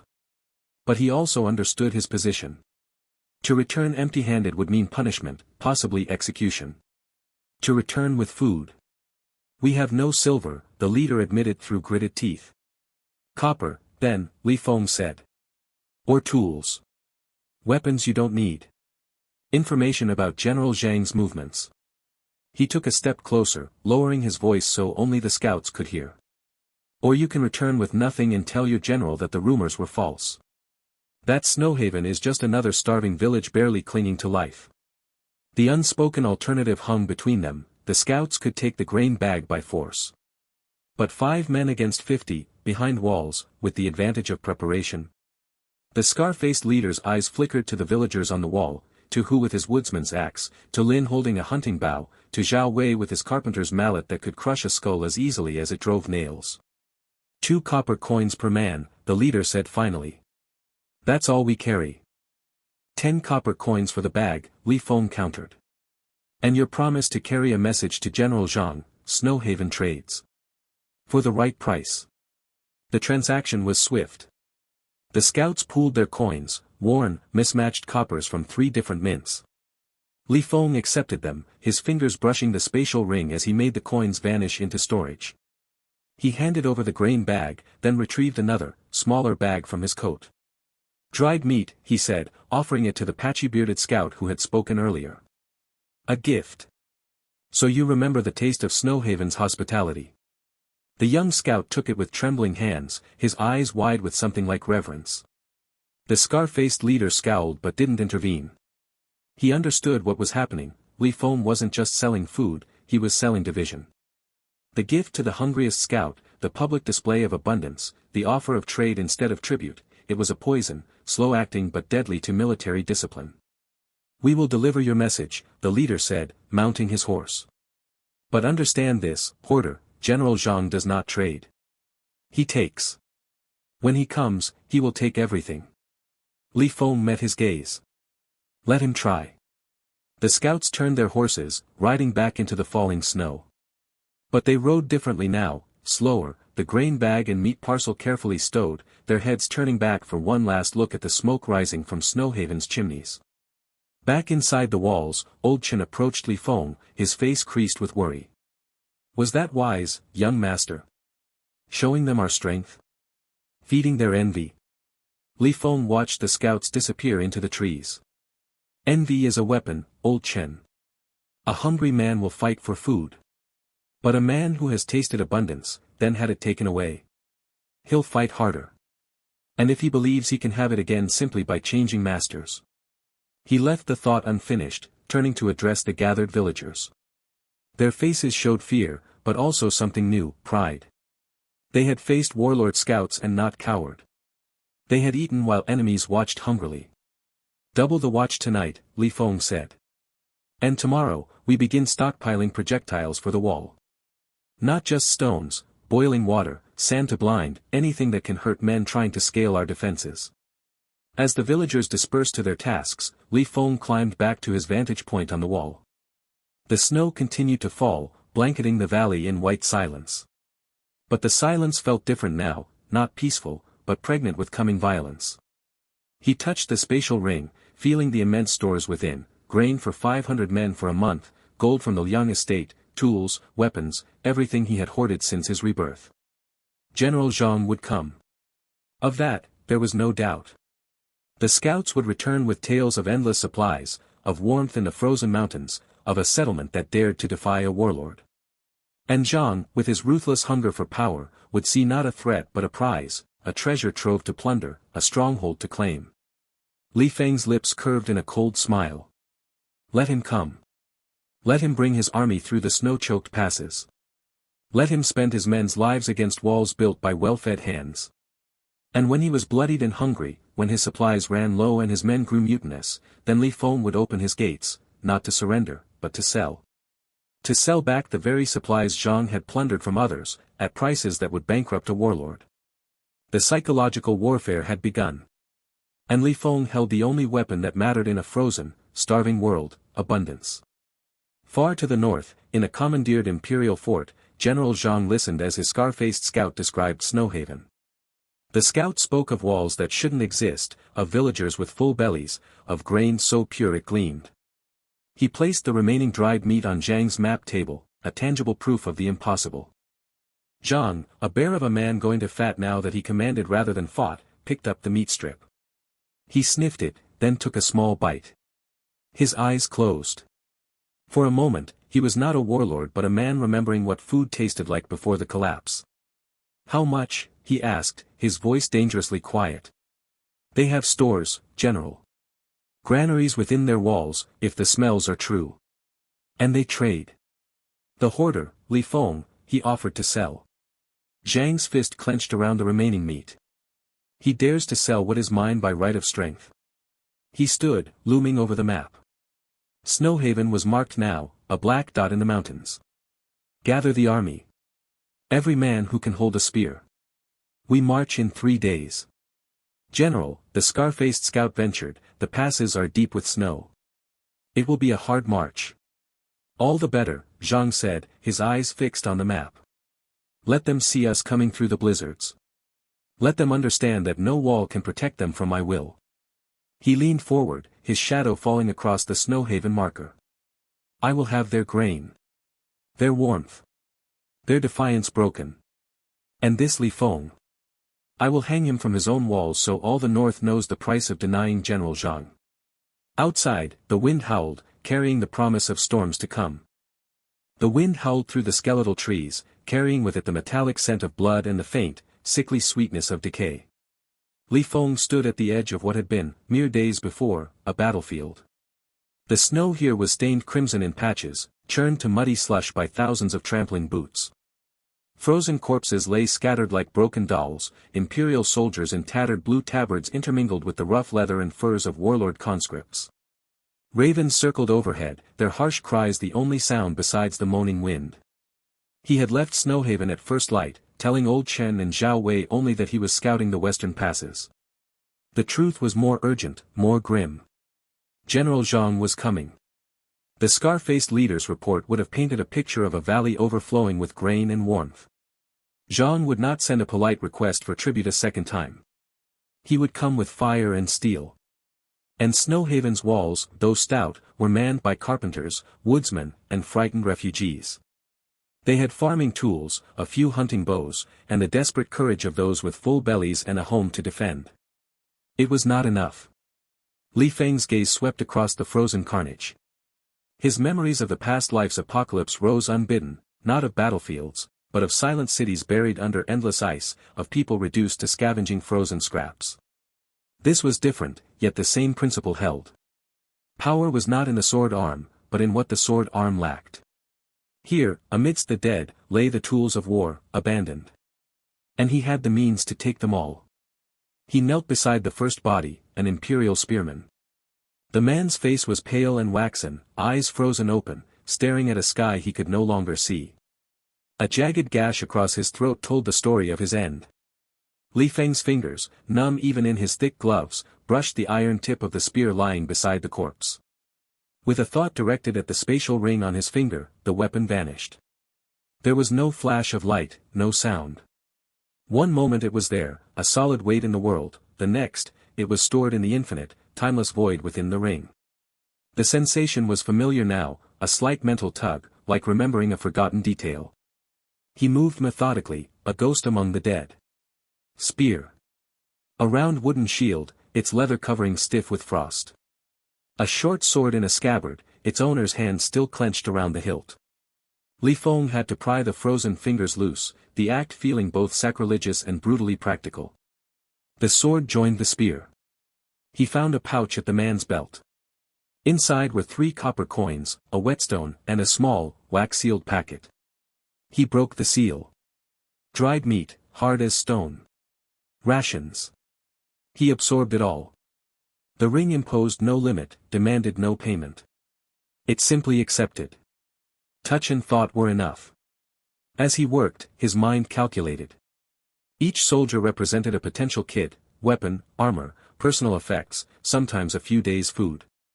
Denying these to the scavenging parties that would surely follow the armies was as valuable as acquiring them for Snowhaven. Let the warlords find only empty scabbards and stripped bodies. Let their foragers return with nothing but frostbite. He reached a cluster of bodies where the fighting had been fiercest. Here, the snow was more red than white. A standard bearer for some minor warlord lay pinned beneath his own banner, a crude wolf's head on a field of dirty yellow. Around him were men in better gear, boiled leather cuirasses, helmets of decent iron, a few with mail shirts. Li Feng's hands moved faster. Cuirass. Helmet. A mail shirt, its rings icy and clinging to the tunic beneath. He absorbed it, the metal vanishing from the corpse, leaving only the stained cloth. A quiver of arrows, half full. A strung bow, its string miraculously intact. A medical kit, a small leather roll containing clean linen strips, a pot of foul-smelling salve, and a bone needle with thread. All of it disappeared into the ring's embrace. The sheer volume began to stagger him. Not physically, the ring felt no heavier, but conceptually. Row upon row of spears materialized in his mind's eye within the storage space. Stacks of shields. Bundles of swords and axes. Piles of armor, sorted by type. Barrels of arrows that had never existed as barrels, assembled from hundreds of scattered quivers. Sacks of rock-hard journey bread, strips of salted meat, dried beans salvaged from camp followers' abandoned packs. He found a wagon, tipped on its side, one wheel shattered. Its cargo was a treasure trove, bolts of coarse woolen cloth, sacks of grain already beginning to spoil at the edges, and, most precious, 3 large clay jars sealed with wax. He tapped one open. The sharp, clean scent of alcohol mixed with medicinal herbs hit him. Strong wine, likely meant for officers or for disinfecting wounds. He absorbed the entire wagon, contents and all, the broken wood and iron fittings adding to his stockpile of raw materials. As the pale sun began its descent, casting long blue shadows across the field, Li Feng paused atop a slight rise. He looked back over the ground he had covered. Where once there had been a landscape littered with the detritus of war, there now lay only the dead. The weapons, the armor, the supplies, all were gone. The corpses looked strangely peaceful in their deprivation, as if stripped of their worldly burdens. A grim harvest, reaped not for glory, but for survival. He thought of Sergeant Wang, who had left him for dead in the snow during the Imperial retreat. He thought of the faceless officers who had sent men to die for patches of frozen ground. This was the fruit of the collapsing dynasty, not grand battles for ideals, but sordid scraps over dwindling resources. The empire wasn't dying in a blaze of heroism, it was freezing and starving to death, piece by piece, on battlefields like this one. His hoarding was not theft from the dead, he told himself. It was rescue. It was giving these tools a purpose, to protect a living community, not to rot beside their former owners. A flicker of movement at the tree line caught his eye. He dropped into a crouch, hand going to the simple knife at his own belt, the only weapon he hadn't absorbed. A fox, its winter coat thick and red, picked its way delicately between two bodies, nose twitching. It ignored Feng entirely, more interested in the frozen possibilities the corpses still offered. The normalcy of the predator's hunt amidst the human tragedy was its own kind of commentary. Life, and death, went on. Shaking off the melancholy, Feng turned north. There was another sight, a smaller skirmish reported by refugees a day's travel from the first. He needed more. He needed everything. Swords could be given to Hu and Lin and the other strong backs of Snowhaven. Bows to the hunters. Armor to those who would stand on the walls. The medical supplies could mean the difference between a wounded defender surviving or not. The cloth could be made into winter gear. The alcohol could warm spirits or cleanse wounds. For 2 more days, he traveled and scavenged. He found the second battlefield, a brutal ambush in a narrow pass. Here, the loot was richer, several quality steel swords, a dozen crossbows in working order, and even a small chest of silver coins from a dead paymaster. He absorbed it all. He also found horrors, children's toys among the baggage of camp followers, a half-finished letter from a soldier to his mother, frozen in the dead man's hand. He took the letter, a meaningless scrap of paper, and stored it too. It felt like burying the man, in a way. On the afternoon of the 3rd day, his ring swollen with the arsenal of a small army and the logistical tail of a regiment, Feng turned his steps back towards Snowhaven. The weight of his task was upon him. He had the tools of war. Now he had to turn refugees into defenders, and a hidden valley into a fortress that could stare down General Zhang's thousands. He was within a few miles of the hidden valley entrance, moving silently through the twilight forest, when a figure detached itself from the shadow of a large pine. It was one of Snowhaven's own scouts, a young man named Tao whom Zhao Wei had vouched for. His face was pale, his breath coming in ragged gasps that fogged the air. "Master Li." Tao gasped, stumbling forward. "You're back. Thank the heavens." "Report," Feng said, his voice low and steady, though a cold knot was forming in his gut. "They're coming," Tao whispered, his eyes wide with fear he was trying hard to master. The lookouts at the high pass, they saw the army at dawn. It's the whole of Zhang's force. Thousands. They're moving through the snow, but they have the road. They have siege engines. Big ones. Rolling towers and a battering ram on a wagon. They'll be at the valley mouth by tomorrow noon. The words hung in the frozen air. The 3 days of grace were up. The harvesting was over. The war for Snowhaven was about to begin. The first light of dawn painted the snow-covered peaks in pale gold, but the valley below Snowhaven remained shrouded in shadows that moved. Feng stood on the newly reinforced northern wall, his breath forming clouds in the frigid air. What had been distant rumors of movement yesterday now solidified into grim reality. Thousands of soldiers, their banners bearing General Zhang's snarling wolf emblem, flowed like dark water across the valley floor. They moved with the practiced efficiency of veterans, encircling Snowhaven's hidden fortress city in a tightening noose. Cavalry units galloped along the frozen river to the east, cutting off the fishing routes. Infantry columns marched through the western pine forests, their axes already ringing against trees to build siege camps. To the south, where the main road wound up from the lowlands, engineers directed the assembly of siege towers, massive wooden constructs on wheels, taller than Snowhaven's walls. Between them, pulled by teams of oxen, rolled a battering ram with an iron head shaped like a wolf's maw. "They're not just surrounding us," Feng murmured to himself, his fingers tracing the rough-hewn timber of the wall. "They're methodically eliminating every escape." Below him, Snowhaven stirred. The fortress city, carved into the mountainside with walls of stone and timber, had grown from a collection of refugee huts into something resembling permanence. Smoke rose from dozens of chimneys, a testament to the hoarded firewood Li Feng had distributed. But now, as the enemy closed in, that smoke felt like a beacon announcing their location. Master Li. Old Chen's voice carried up the wooden steps, strained with urgency. The elderly villager climbed to the parapet, his breath labored. The eastern watchtower reports cavalry blocking the river pass. Who says they've posted archers on the ice? Li Feng nodded, his eyes never leaving the approaching army. Tell Hu to pull back the fishing crews. Have Lin organize the children and elderly into the central hall. As Old Chen descended, Li Feng turned his attention inward, to the infinite space of the spatial ring of Imperial legacy. With a thought, he could see its contents, mountains of grain from Imperial granaries, stacks of weapons from battlefields, barrels of salted meat, piles of warm clothing, medical supplies, even the half-treasury from the Liang estate. All suspended in timeless perfection, waiting for his touch. He focused on the weapons section, mentally counting spears, swords, crossbows. Enough for every able-bodied person in Snowhaven 3 times over. But weapons alone won't save us, he whispered, remembering his past life in the frozen apocalypse. In that memory, he died clutching an empty ration tin while warlords fought over the last warehouse. The lesson had seared itself into his reborn soul: control the resources, control the war.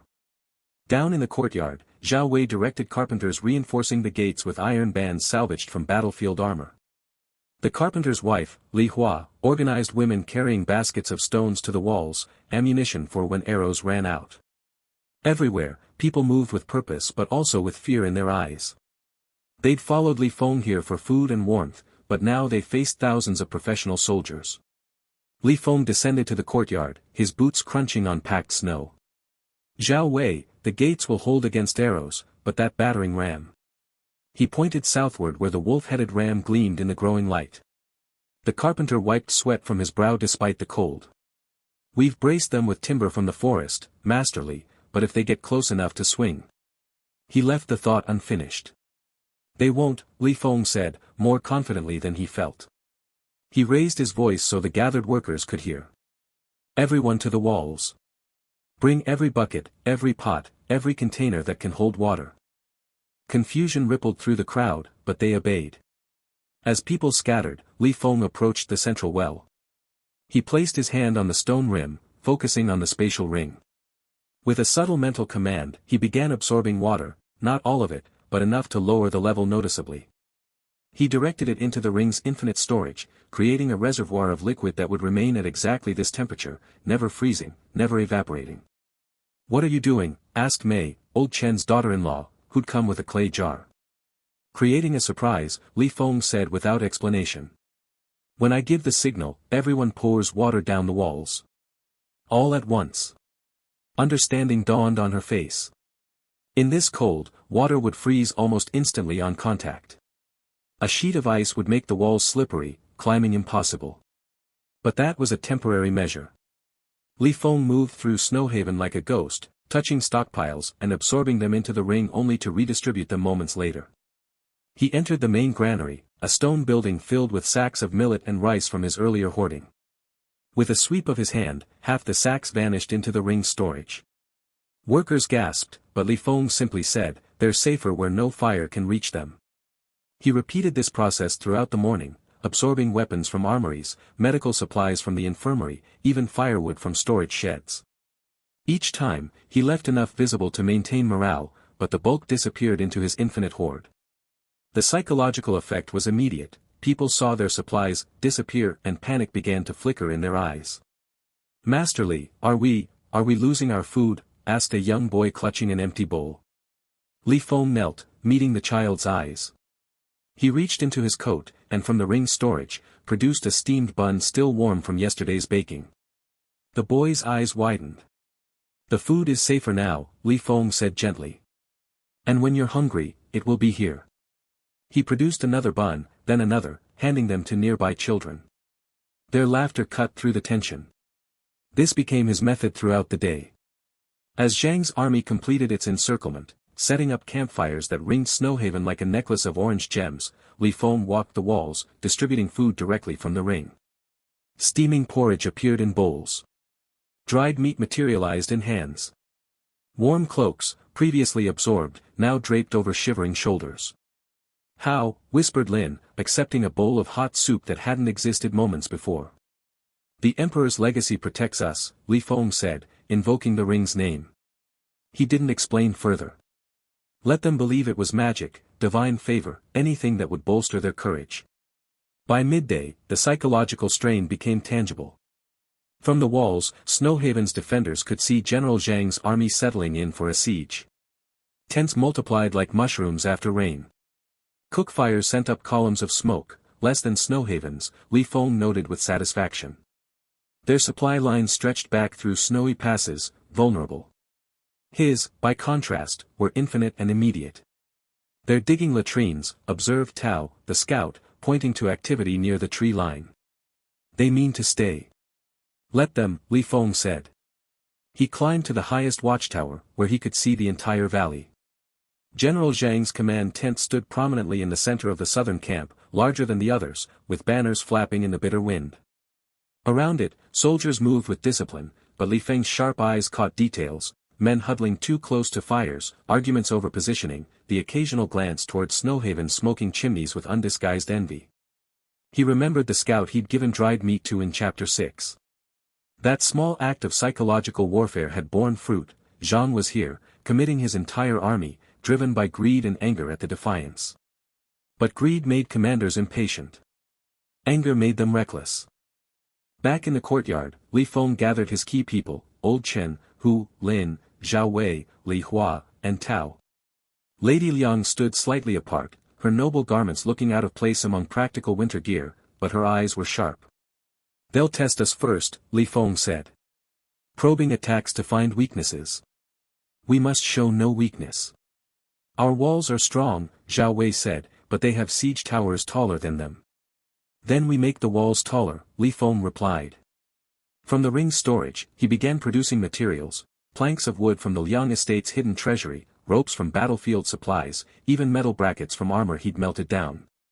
"Build fighting platforms here, here, and here." He pointed to sections of wall. "Use the rings, convenience." He demonstrated by absorbing a stack of planks, then reappearing them precisely where needed on the wall. The workers stared, then sprang into action. Throughout the afternoon, Snowhaven's defenses transformed. Hidden caches of weapons appeared along the walls, not in armories where they could be captured, but in small, distributed stocks that defenders could grab instantly. Li Feng personally placed them, using the ring to absorb and redistribute: bundles of arrows every 20 paces, spears leaning against merlons, buckets of stones for dropping, even pots of heated oil, absorbed from a battlefield kitchen, now kept at perfect temperature in the ring. As sunset approached, painting the snow crimson, General Zhang made his first move. A contingent of several hundred soldiers advanced from the southern camp, carrying ladders and shields. They moved cautiously across the open ground, their breath pluming in the cold. "Archers!" Li Feng called. Snowhaven's defenders, villagers, refugees, people who weeks ago had been starving peasants, took positions with bows Li Feng had hoarded from dead soldiers. Their hands shook, but they knocked arrows. "Wait," Li Feng said softly. He watched the advancing soldiers. They expected resistance, expected arrows to rain down. So he gave them something else. From the ring's storage, he produced food. Not just any food: steaming meat buns, the kind Imperial soldiers once received as special rations. Using a simple catapult platform they'd built, his people launched them not at the soldiers, but just in front of their advancing line. The buns landed in the snow, steaming in the twilight. The advancing soldiers hesitated.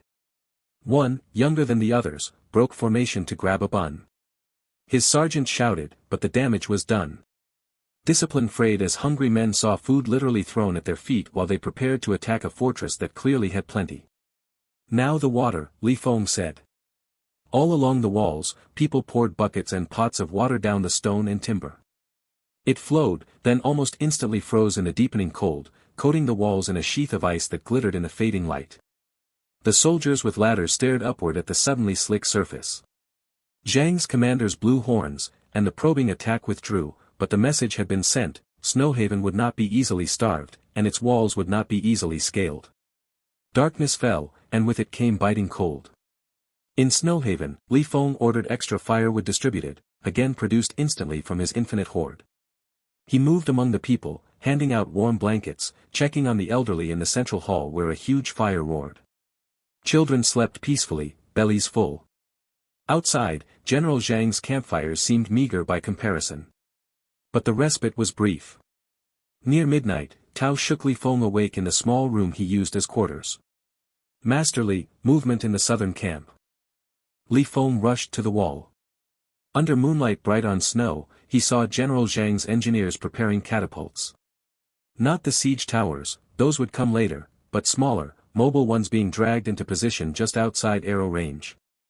Their ammunition wasn't stones, but chunks of frozen debris, ice from the river, packed snow, even what looked like frozen mud.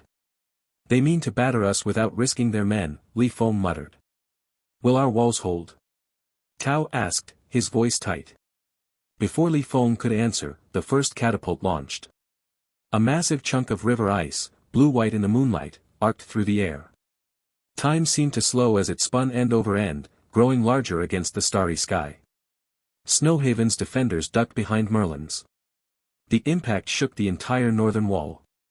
Ice exploded against stone, showering fragments that rattled like hail. The wall held, but a crack appeared in the mortar between stones. Another launch. Another impact. Then another. General Zhang had positioned 5 catapults, and they began firing in rhythm. Frozen debris rained down, chunks of ice, packed snowballs as hard as rock, even what appeared to be frozen animal carcasses wrapped in cloth to make them heavier. To the walls. Feng shouted, though people were already there. Return fire. Their own, smaller catapults launched, not stones, but pots of heated oil from Feng's hoard. The pots shattered among the enemy catapults, spreading fire that struggled to catch in the cold but distracted the crews. Archers added their arrows, though range made most fall short. For an hour, the exchange continued.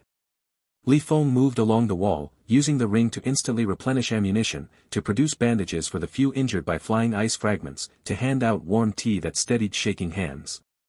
Each time the walls shook under impact, he felt the collective fear of his people like a physical force. Then came the sound no defender wants to hear, a deep, groaning crack from the western wall section, where Zhao Wei had expressed concern about older timber. A particularly large chunk of frozen riverbank, ice mixed with stone, had struck at a weak point. Feng raced along the parapet. In the moonlight, he saw the damage, several supporting beams had splintered. The wall hadn't collapsed, but it bowed inward. Below, through the gap, he could see General Zhang's soldiers noticing the weakness. Torches moved as units regrouped, focusing on the damaged section. Zhao Wei. Feng called. The carpenter arrived, his face pale. The beams, they were older wood. I warned. No time, Feng cut him off. From the ring's storage, he produced replacement timbers, thick oak from the Liang estate's hidden treasury, perfect for the purpose. Fix it. Now. As Zhao Wei and his crew worked frantically, hammering supports into place, Feng stood before the damaged section. He could feel the eyes of General Zhang's army upon it, like wolves sensing wounded prey. The catapults continued their bombardment, though now more focused on this western section. Another impact. The newly placed timber shuddered but held. Then another. A crack appeared in the stone above. Feng reached into the ring, not for building materials this time, but for weapons. He produced crossbows, loaded them instantly from his infinite supply of bolts, and handed them to defenders. Aim for their catapult crews, he instructed. Make them keep their heads down. The crossbows thrummed, their bolts finding targets in the moonlight. One enemy catapult fell silent as its crew took cover. But the damage was done. The western wall was compromised. General Zhang's commanders saw it too. Horns blew different sequences, attack patterns Feng recognized from his time as a soldier.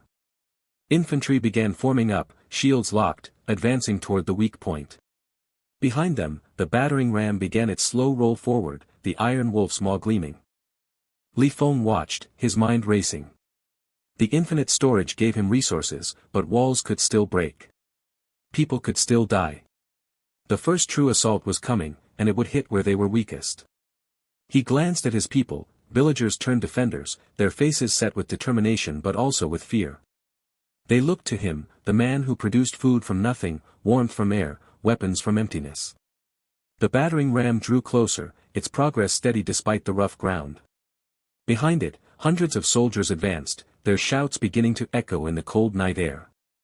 The siege towers remained back, waiting. This was the probe that had found the breach, and now it would become the main thrust.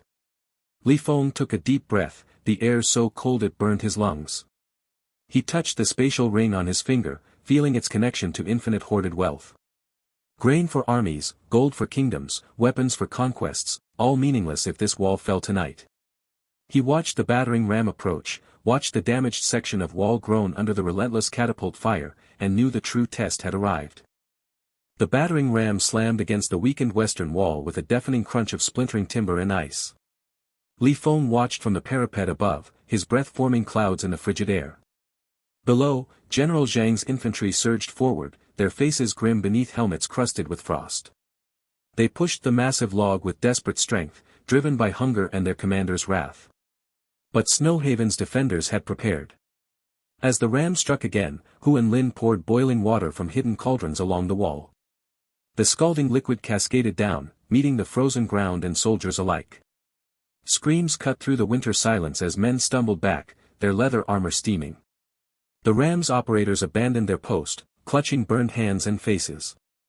From his vantage point, Feng touched the spatial ring of Imperial legacy on his finger. With a thought, he retrieved barrels of lamp oil that had once belonged to an Imperial outpost. Zhao Wei and other defenders rolled them to the edge of the damaged section. Archers fired flaming arrows as the barrels tumbled down. Fire erupted in a brilliant orange bloom, consuming the abandoned battering ram and forcing Zhang's infantry to retreat through the slush and flames. The assault collapsed within minutes. General Zhang's horn sounded retreat from his command position 200 paces back, where he sat mounted on a warhorse draped in faded Imperial banners. Feng could see the warlord's furious expression even at that distance, the set of his jaw, the white-knuckled grip on his reins. Zhang's army fell back to their siege lines, dragging wounded comrades through the snow. For 3 days, the siege settled into a tense stalemate. Zhang's forces maintained their encirclement but launched no further assaults. Instead, they strengthened their positions, digging trenches and building watchtowers that overlooked Snowhaven's walls. Each morning, Feng walked the battlements with Old Chen, observing the enemy camp through the perpetual haze of campfire smoke and falling snow. "They're waiting us out," Old Chen said on the 4th morning, his aged hands gripping the frozen stone of the parapet. "They think hunger will do what their battering ram could not." Feng nodded silently. His memories of the frozen apocalypse in his past life surfaced, the slow starvation, the desperate trades for moldy grain, the way communities turned on each other when supplies dwindled. He looked across Snowhaven's courtyard where children played despite the siege, their cheeks rosy from the communal fires that burned day and night. His people had full bellies and warm clothes, all drawn from the infinite storage of the ring. But General Zhang's soldiers were another matter. From the walls, Feng could see the signs of deprivation already taking hold. Sentries shifted constantly to stay warm, their breath visible in rapid puffs. Cook fires produced thin smoke, the telltale sign of meager rations. At night, the sounds of arguments drifted across the frozen no-man's land between the camps. On the 5th day, Feng made his decision. He summoned Zhao Wei and Tao to the central hall of Snowhaven's main building, where a map of the region lay spread across a heavy oak table. "Zhang's men are hungry," Feng said, tracing a finger along the siege lines. "Hungry soldiers make poor decisions." Tao leaned forward, his scout's eyes sharp. "I've watched their supply trains. They arrive empty-handed more often than not. The warlords have stripped this region bare." "Exactly." Feng's finger tapped the map. "We're going to sell them what they need." Zhao Wei frowned. "Sell to the enemy? But they have no coin worth taking. They have the gold they've plundered from villages and Imperial outposts," Feng said. "And we have grain to spare." He explained his plan carefully. Using the spatial ring's instantaneous retrieval ability, they would create a covert supply chain. Trusted members of Snowhaven would pose as independent traders, refugees displaced by the war who had somehow preserved stores of food. They would approach Zhang's camp under cover of darkness or through the chaotic movement of camp followers, offering grain at prices 10 times what it would cost in peacetime. The ring makes it possible, Feng said, his voice low. No storage costs, no transport risks. A trader approaches with an empty cart, I fill it from the ring when they're out of sight, and they return with gold. Tao's eyes widened. They'll be buying back what they once stole. And paying dearly for it. The operation began that night. Feng selected 3 individuals from Snowhaven's community who had experience with trade before the collapse, a former merchant named Gua, a farmer's widow called Auntie Sun, and a young man named Jian who had worked as a messenger between villages. None were listed in the character Bible, making them ideal for the deception. Feng met them in a secluded storeroom, the air cold enough to see their breath. He touched the spatial ring and retrieved sacks of millet and wheat, grains common throughout the region, impossible to trace specifically to Snowhaven. The bags appeared instantly, stacked neatly against the stone wall. Remember, Feng instructed, you found these in a hidden cellar beneath a burned-out farmhouse. You're desperate refugees willing to risk dealing with soldiers for survival. The price is non-negotiable, 1 silver coin for 10 pounds of grain, or its equivalent in gold. Auntie Sun, a woman in her 50s with work-roughened hands, nodded grimly. They'll pay. I've seen hunger in men's eyes before. Over the next week, the covert traders made their moves. Gua approached the eastern perimeter at dusk, pulling a handcart with squeaking wheels through the deepening snow. 2 of Zhang's sentries intercepted him, their spears lowered. What business have you here, old man? One demanded, his voice raspy from cold. Gua bowed low, playing the part of a frightened peasant. Honorable soldiers, I have grain to sell. My family found it hidden before the burning. We need coin to travel south. He showed them a small sack, letting a handful of wheat kernels spill into his palm. The sentries exchanged glances. One disappeared into the camp, returning minutes later with a sergeant whose uniform bore the tattered insignia of a minor warlord absorbed into Zhang's forces. The sergeant inspected the grain, chewing a kernel thoughtfully. How much? 1 silver for 10 pounds, Gua said, keeping his eyes downcast. The sergeant laughed bitterly. Highway robbery. But his eyes lingered on the wheat. After a moment's hesitation, he produced 2 silver coins from a pouch at his belt. 20 pounds. And if you speak of this to anyone. Gua nodded rapidly, loading sacks from his cart. As he turned to leave, he heard the sergeant mutter to the sentries, divided among your squad. Not a word to the officers. Meanwhile, Jian took a different approach. He mingled with the camp followers, the wives, children, and hangers-on who trailed behind any army. Among them, he found a woman named Lian, who had once been a cook for a minor noble household. She recognized quality grain when she saw it. My husband is a captain in the 3rd Battalion, Lian whispered as they stood near a smoking cook fire. His men haven't had proper bread in a week. Can you get more? Jian nodded. Meet me at the ruined shrine north of camp tomorrow night. Bring gold, not silver. The risk grows greater. The next evening, under a moon obscured by clouds, Jian waited at the designated spot. Lian arrived with 2 other women, all wrapped in threadbare cloaks against the cold. They carried a small chest between them. When opened, it revealed a collection of gold jewelry, rings, bracelets, a necklace with a jade pendant, clearly looted from better times. My husband's plunder from Willow Creek, Lian said without shame. Will it buy 50 pounds? Jian calculated quickly. It will buy 60. He touched the cart beside him, and as the women watched, seemingly empty sacks filled with grain from Li Feng's ring. The transaction completed in silence, the only sounds the whisper of grain pouring and the distant howl of a winter wind. Back in Snowhaven, Feng monitored the flow of wealth. Each night, the traders returned with coins, jewelry, and occasionally small artifacts of Imperial make. He stored everything in the spatial ring, building a treasury that grew with each transaction. But more valuable than the gold was the intelligence they brought. The officers are keeping most of the rations for themselves, Jian reported after his 3rd run.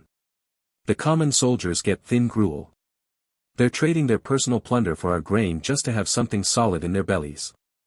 Auntie Sun added her observations, they argue over the food. I saw 2 men come to blows over a sack of millet yesterday. Their sergeant had to beat them apart. By the 10th day of the covert operation, the effects became visible even from Snowhaven's walls. Fights broke out regularly in Zhang's camp. Sentries abandoned their posts to chase rumors of food traders. The disciplined lines of the siege began to fray at the edges. Then came the mutiny. It began in the 3rd Battalion, the same unit whose captain's wife had traded jewelry for grain. The soldiers had received their official rations, a thin porridge made from ground acorns and whatever scraps the quartermaster could find. As they ate in sullen silence, one young soldier produced a small loaf of actual bread, breaking it with careful hands. "Where did you get that?" his comrade demanded. "Traded my mother's hairpin for it," the first soldier said.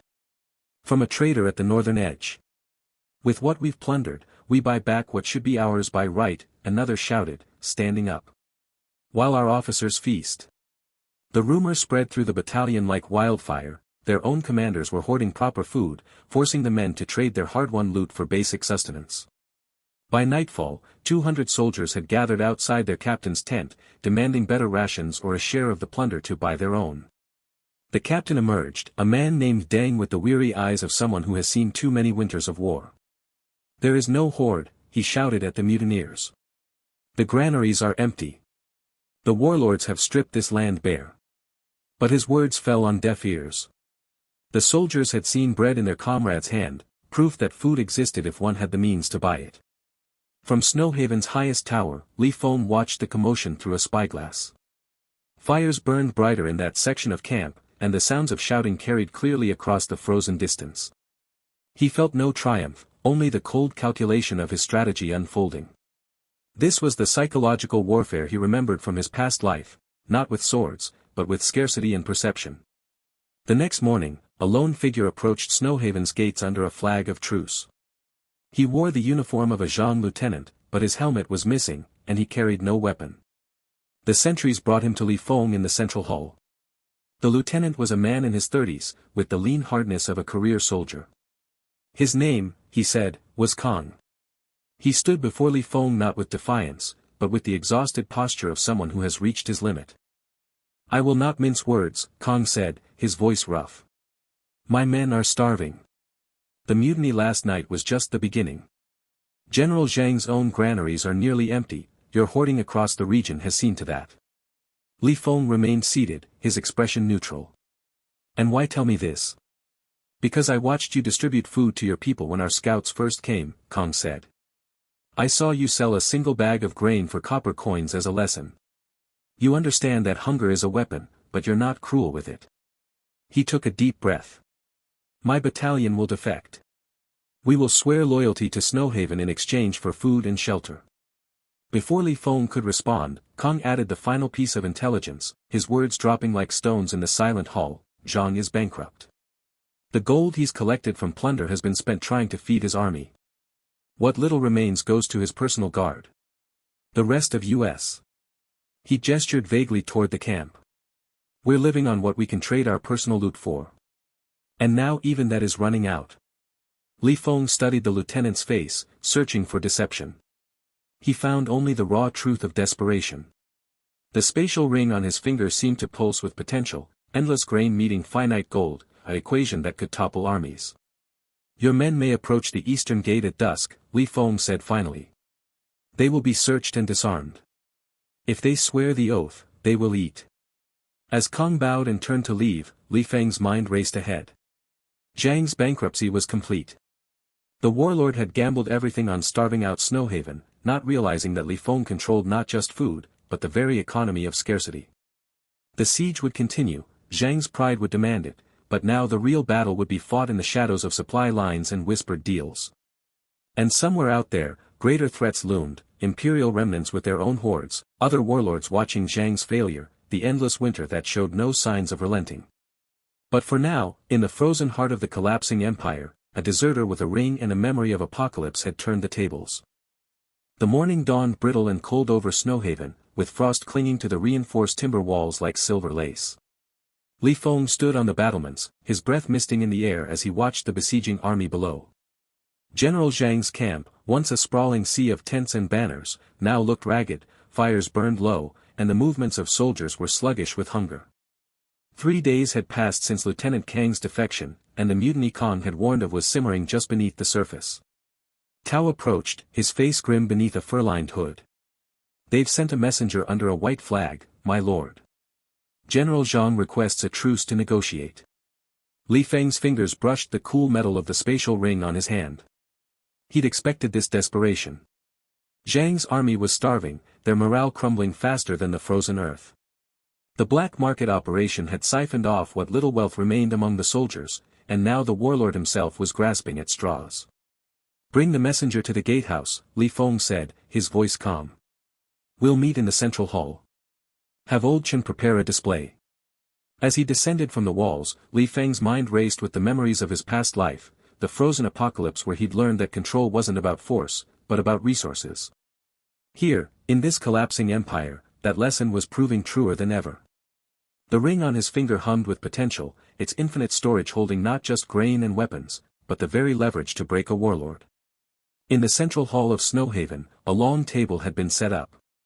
Li Feng had instructed Zhao Wei to craft it from salvaged oak, and now it groaned under a feast that defied the scarcity outside. Steaming bowls of rice, roasted meats glistening with fat, fresh vegetables that shouldn't exist in this frozen wasteland, and even jars of wine, all drawn instantly from the spatial ring. The aromas filled the room, a tangible assault on the senses. Old Chen stood by, his eyes wide with pride, while Hu and Lin arranged platters with care. Mei hovered near the entrance, ready to serve. General Zhang entered with a small escort, his armor dented and his face gaunt. He was a tall man, once imposing, but now his shoulders slumped with exhaustion. His eyes swept over the feast, and Li Feng saw the hunger there, not just for food, but for the power such abundance represented. Zhang's companions, including Captain Deng, looked equally stunned, their mouths slightly agape.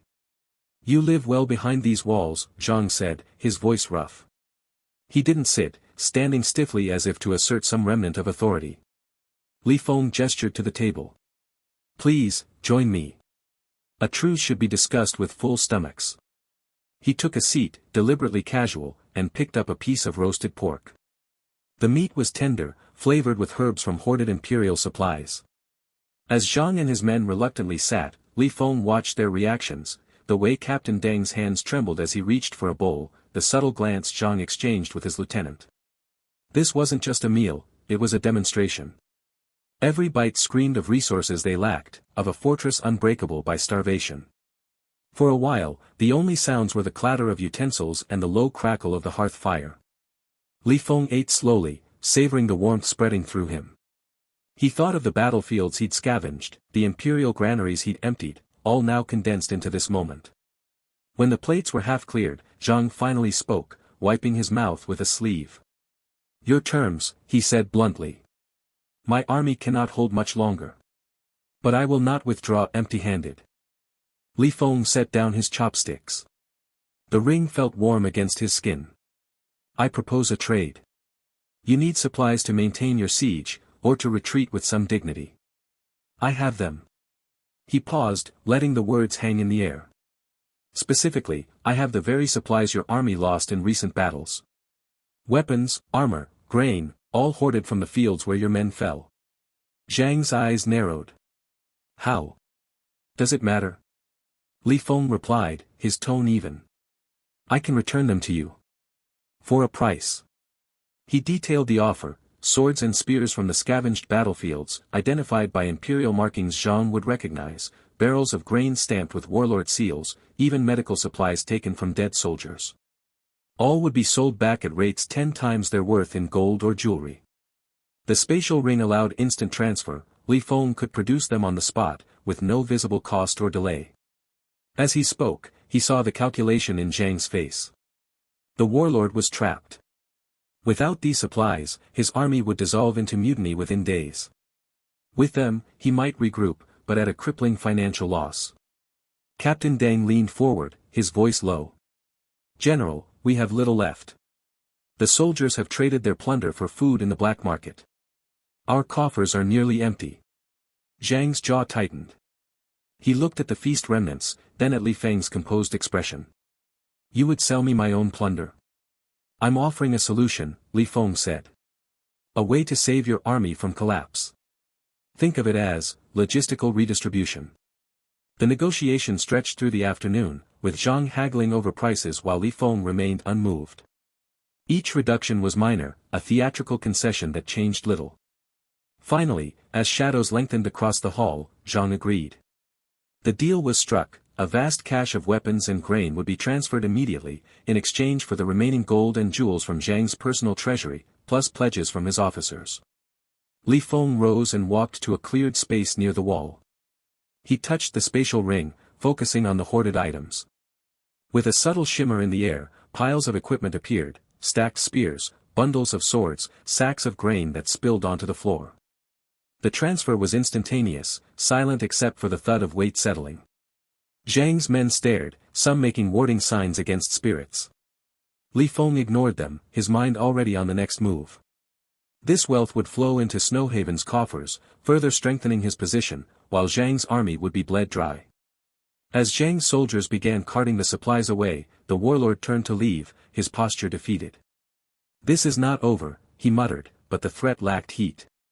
Li Feng didn't reply. He watched from the gatehouse as the truce party retreated to their camp. Over the next 2 days, the effects unfolded like a slow-motion collapse.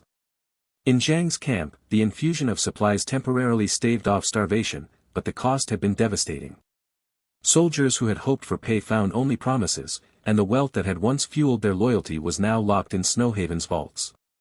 Mutiny spread openly now. Captain Deng was seen arguing with his troops, his authority crumbling. Groups of soldiers began deserting, slipping away into the frozen night, their loyalty eroded by empty bellies and emptier purses. On the third evening, Li Feng stood again on the walls with Tao. The besieging army was disintegrating before their eyes, fires guttered out, tents stood abandoned, and the distant sounds of shouting and conflict echoed through the cold air. "They'll be gone within a week," Tao observed, a note of awe in his voice. Li Feng nodded, but his thoughts were already turning inward. The ring had done more than hoard resources, it had weaponized scarcity itself. Yet, as he gazed at the dissolving siege, a rider emerged from the tree line, galloping hard toward Snowhaven's gates. The man wore tattered Imperial colors, his horse lathered with exhaustion. He carried a sealed scroll, its parchment fluttering in the wind. The messenger reined in at the gate, his face pale with urgency. "Word from the south," he cried up to the battlements. "Imperial remnants are rallying under Lady Liang's banner. They march north, claiming to restore the dynasty. They threaten all warlords, and any who stand in their way." Li Feng's hand tightened on the ring. The game had just changed. Zhang's bankruptcy was a victory, but now a new power stirred, one with knowledge of greater imperial vaults and the legitimacy of a fallen throne. The frozen apocalypse outside seemed to deepen, and in that moment, Li Feng knew that Snowhaven's isolation was about to be tested by forces far beyond a starving warlord's army. The morning after General Zhang's army began its final disintegration, Li Feng stood atop Snowhaven's reinforced western wall, watching the chaos unfold below. Where once had been orderly siege lines, now sprawled a scene of desperate abandonment. Tents lay collapsed in the snow, their fabric torn by departing soldiers. Abandoned siege engines, catapults with frozen ropes, a battering ram half buried in slush, stood like forgotten monuments to failed ambition. The air carried the distant sounds of arguments, the clatter of dropped weapons, and the mournful cries of camp followers left behind. Li Feng's fingers brushed the cool metal of the spatial ring on his hand.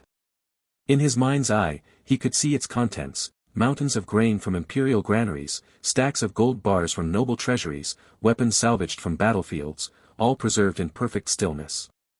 No cost, no degradation, just infinite potential waiting to be unleashed. He remembered his past life in the frozen apocalypse, where he'd watched people kill each other for a handful of moldy rice. Here, he controlled not just food, but the very possibility of survival. "My lord." Old Chen's voice came from behind him, respectful but weary. The elderly villager's breath fogged in the cold air. "The scouts report at least 300 soldiers have already deserted. They're heading south, toward the river crossings." Li Feng turned, his gaze taking in the old man's lined face. "And the ones who remain?" "Maybe 200, clustered around Zhang's command tent. They look hungry." Old Chen's eyes flickered toward the enemy camp, then back to Li Feng. "Hungry men make poor decisions. They make desperate ones, Li Feng corrected softly.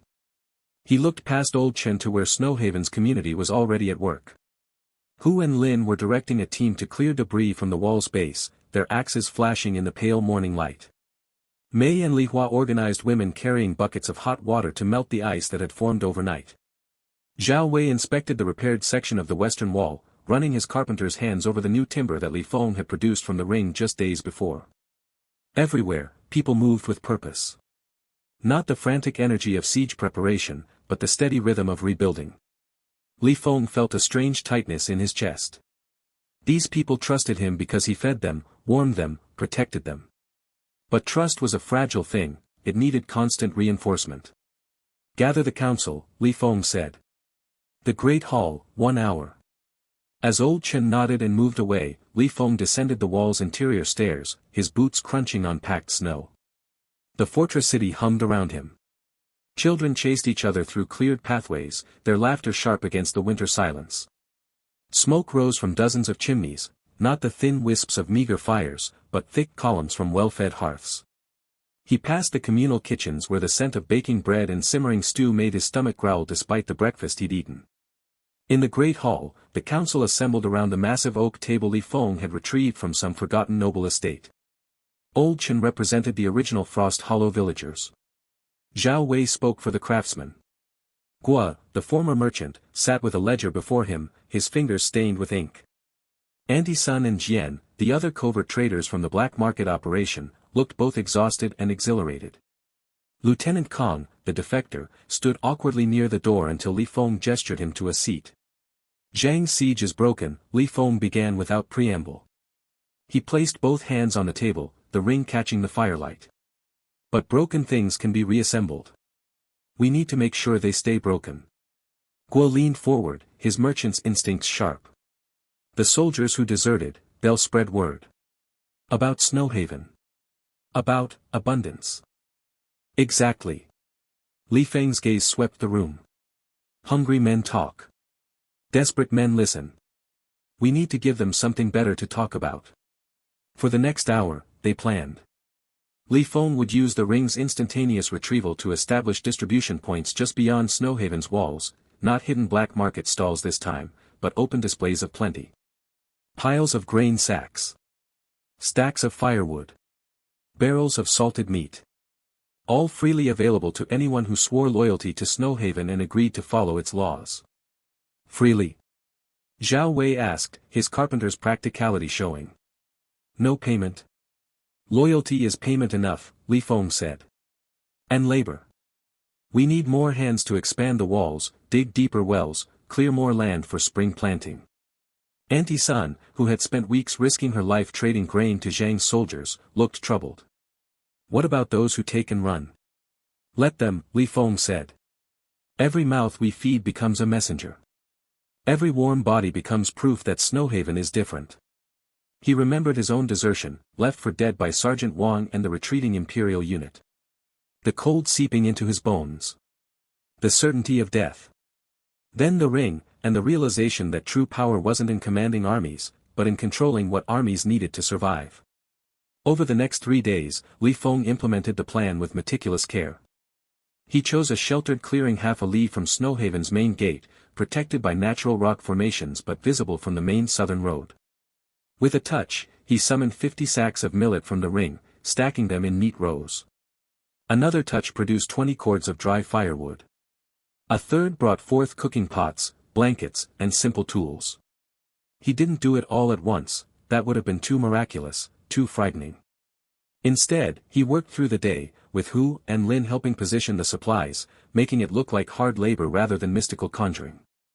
By afternoon, the clearing resembled a well-stocked trading post, except there were no merchants demanding payment, only Old Chen and Mei sitting at a simple table with a ledger and a pot of hot tea.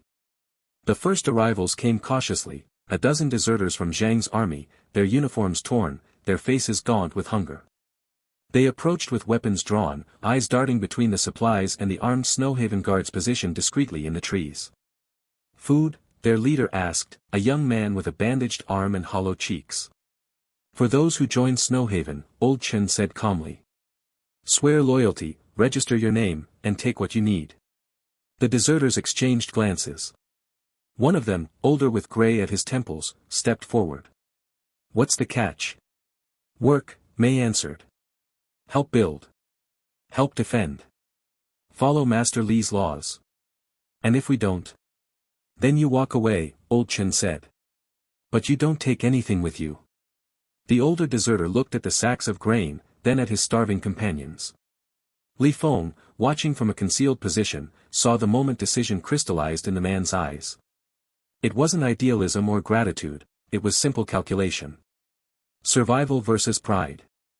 Full bellies versus empty ones. "I'm in," the older deserter said, and laid his sword on the table. One by one, the others followed. Old Chen recorded their names, Wang, Shen, Su, common soldier names without history or pretension. Mei directed them to take what they needed, then escorted them to Snowhaven where Zhao Wei would assign them work details. Li Feng watched the process repeat throughout the day.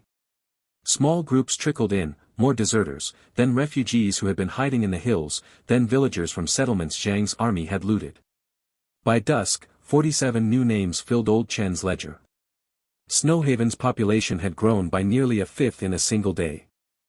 That evening, Li Feng walked through the expanding settlement. The newcomers were being integrated with careful efficiency. Who had them clearing snow from a new construction site where additional housing would rise? Li Hua organized women to distribute extra blankets and clothing from the ring stores. Zhao Wei had already put 3 carpenters to work on a new watchtower design. In the communal dining hall, the atmosphere was both tense and hopeful.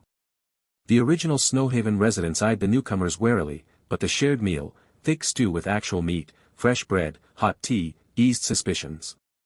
Li Feng moved among the tables, not as a distant ruler but as a presence.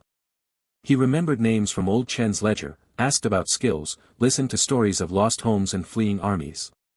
A young refugee named Feng, no more than 16, trembled as he told of his village burned by warlord scouts. "They took everything," the boy whispered. "Even the seed grain for spring." Li Feng placed a hand on the boy's shoulder. "Here, we keep seed grain safe. Safer than any vault." He didn't explain how. He didn't need to. The ring on his finger was becoming legend, not as a magical artifact, but as a symbol of security.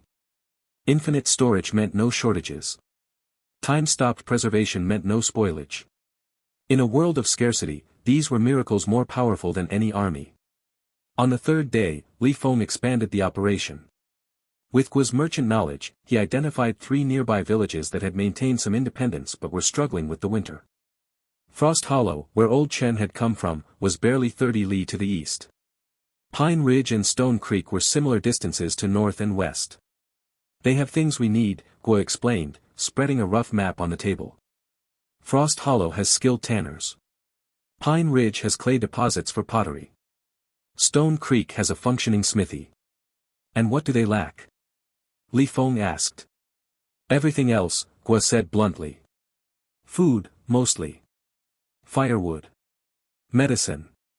Li Feng established trade routes. Not caravans, those were vulnerable to bandits and warlord patrols. Instead, he used the ring's instantaneous transfer capability to create a logistical hub. Snowhaven members would travel to the villages with small, legitimate loads, a sack of grain here, some tools there, establishing trust. Then, through prearranged signals, Li Feng would use the ring to restock hidden caches near each village, allowing for larger exchanges without risking transport. It was a delicate dance of deception and delivery. Auntie Sun took charge of the Frost Hollow route, using her farmer's widow demeanor to blend in. Jian, with his messenger background, handled Pine Ridge. Gua himself managed Stone Creek, his merchants patter-smoothing negotiations. Within a week, the system was functioning. Tanned leather from Frost Hollow appeared in Snowhaven's workshops, where craftsmen began producing better boots and winter gear. Clay from Pine Ridge allowed potters to make storage jars and cooking vessels. Ironwork from Stone Creek's smithy strengthened tools and weapons. And in return, Li Feng's ring provided what the villages desperately needed: grain that didn't spoil, salt that didn't clump, medicine that remained potent. He didn't hoard these trades, he encouraged them, because every village that depended on Snowhaven's logistical network became an extension of his power. Not through conquest, but through interdependence. One evening, As Li Feng reviewed inventory lists with Guo in the Great Hall, the former merchant shook his head in wonder. In all my years trading between provinces, I never saw anything like this. No warehouses. No guards. No spoilage. It's... He trailed off, unable to find the word. Efficient, Li Feng supplied. He looked at the ring on his finger, then at the fire crackling in the hearth. In my past life, I saw how scarcity breaks people. How hunger turns neighbors into enemies. How cold kills compassion. He didn't elaborate about the frozen apocalypse memory, that was his alone to carry. But Guo seemed to understand something of the weight behind the words. You're building something that can't be besieged, Guo said slowly. Because it's not just walls and food. It's connections. Li Feng nodded. Snowhaven was becoming a node in a growing network. A place where resources flowed not just in, but out. Where loyalty was earned through provision rather than fear.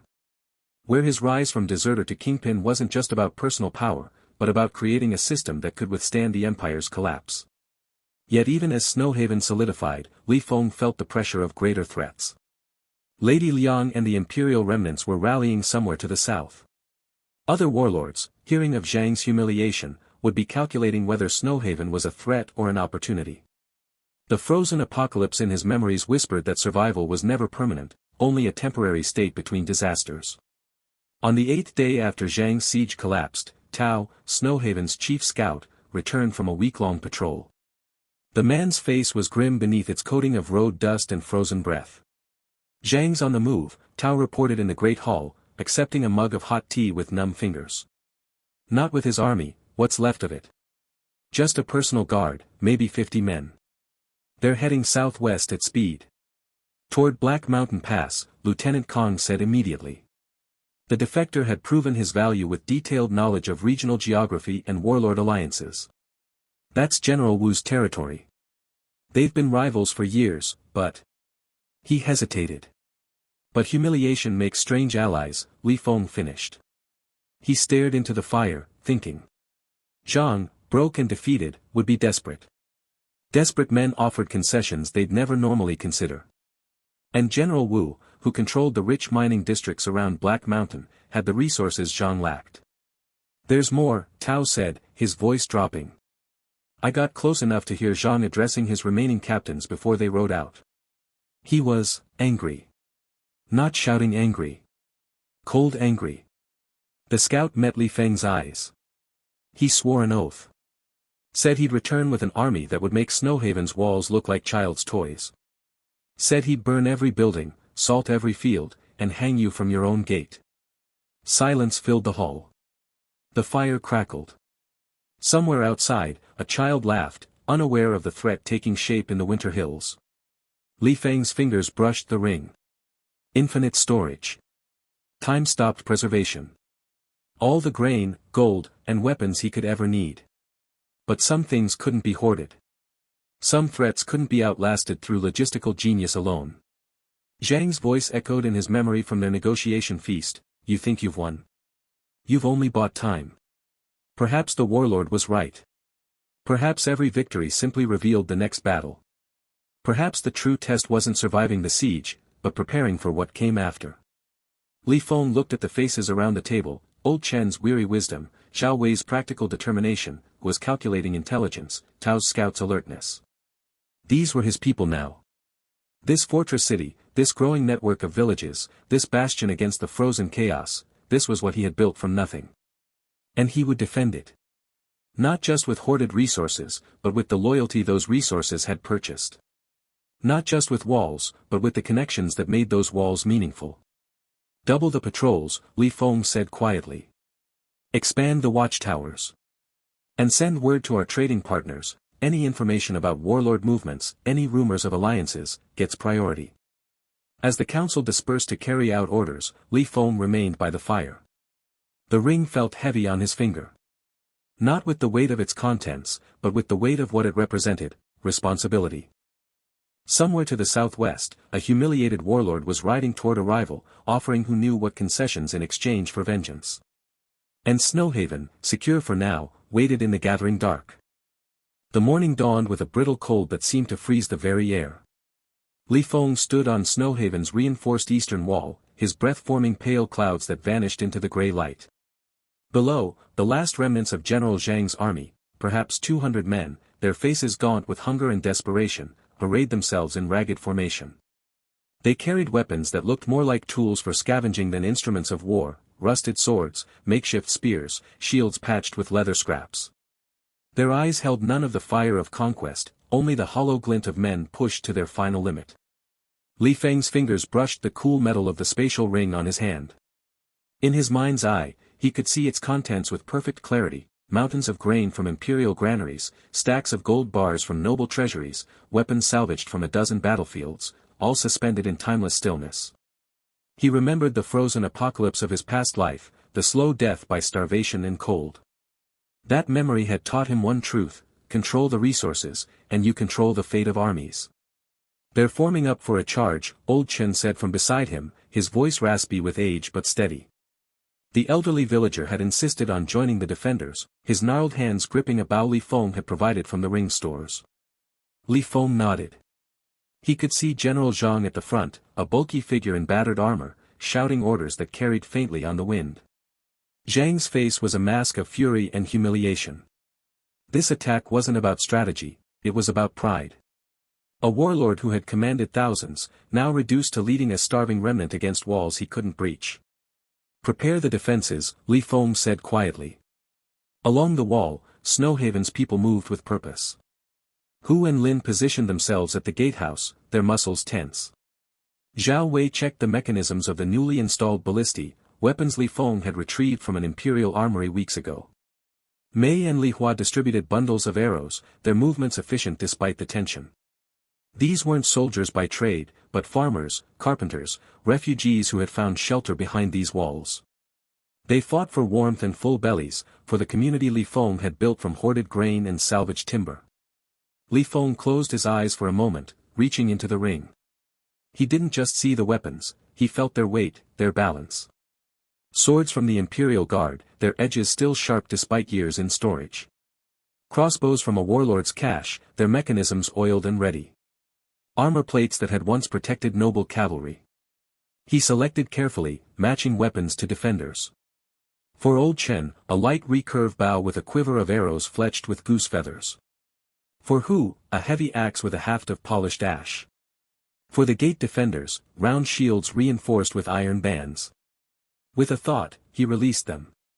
The air along the wall shimmered faintly, like heat rising from stone.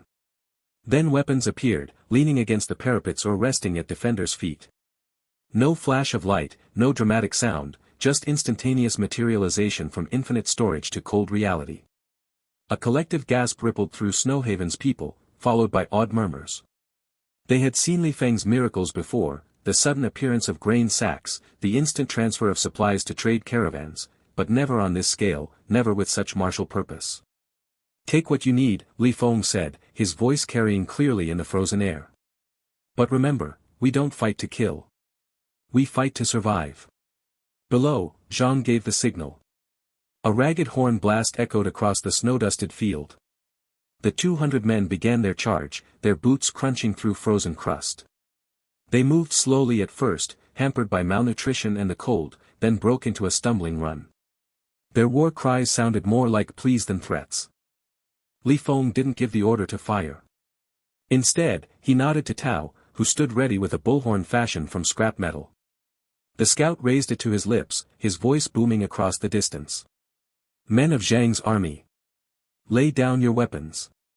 Come to the western gate with empty hands, and you will receive hot porridge, warm blankets, and shelter. No harm will come to those who surrender. The charge faltered. Men glanced at one another, their weapons lowering slightly. They had been trading their last bits of plundered jewelry for meager rations from Snowhaven's covert traders for weeks. They knew the stories, of feasts inside the walls, of fires that burned through the coldest nights, of children who didn't cry from hunger. Ignore them. Zhang roared, his voice cracking with rage. They're trying to trick you. Charge. But the momentum was broken. A dozen men at the rear dropped their weapons and began backing away. Then 2 dozen. Then more. They weren't deserting to fight another day, they were simply done. Done with hunger, done with a warlord who had led them to ruin, done with a war that offered only frozen death. Zhang screamed orders, striking one deserter with the flat of his sword. The man fell, but others kept retreating. Within minutes, half his force had melted away, trudging toward Snowhaven's western gate where Gua, Anti-Sun, and Jian waited with cauldrons of steaming grain porridge drawn from the ring stores. The remaining 100 loyalists reached the walls. They threw grappling hooks, scaled ladders, battered at the gate with a makeshift ram. Snowhaven's defenders met them with disciplined resistance. Arrows flew, aimed at legs and arms, not hearts.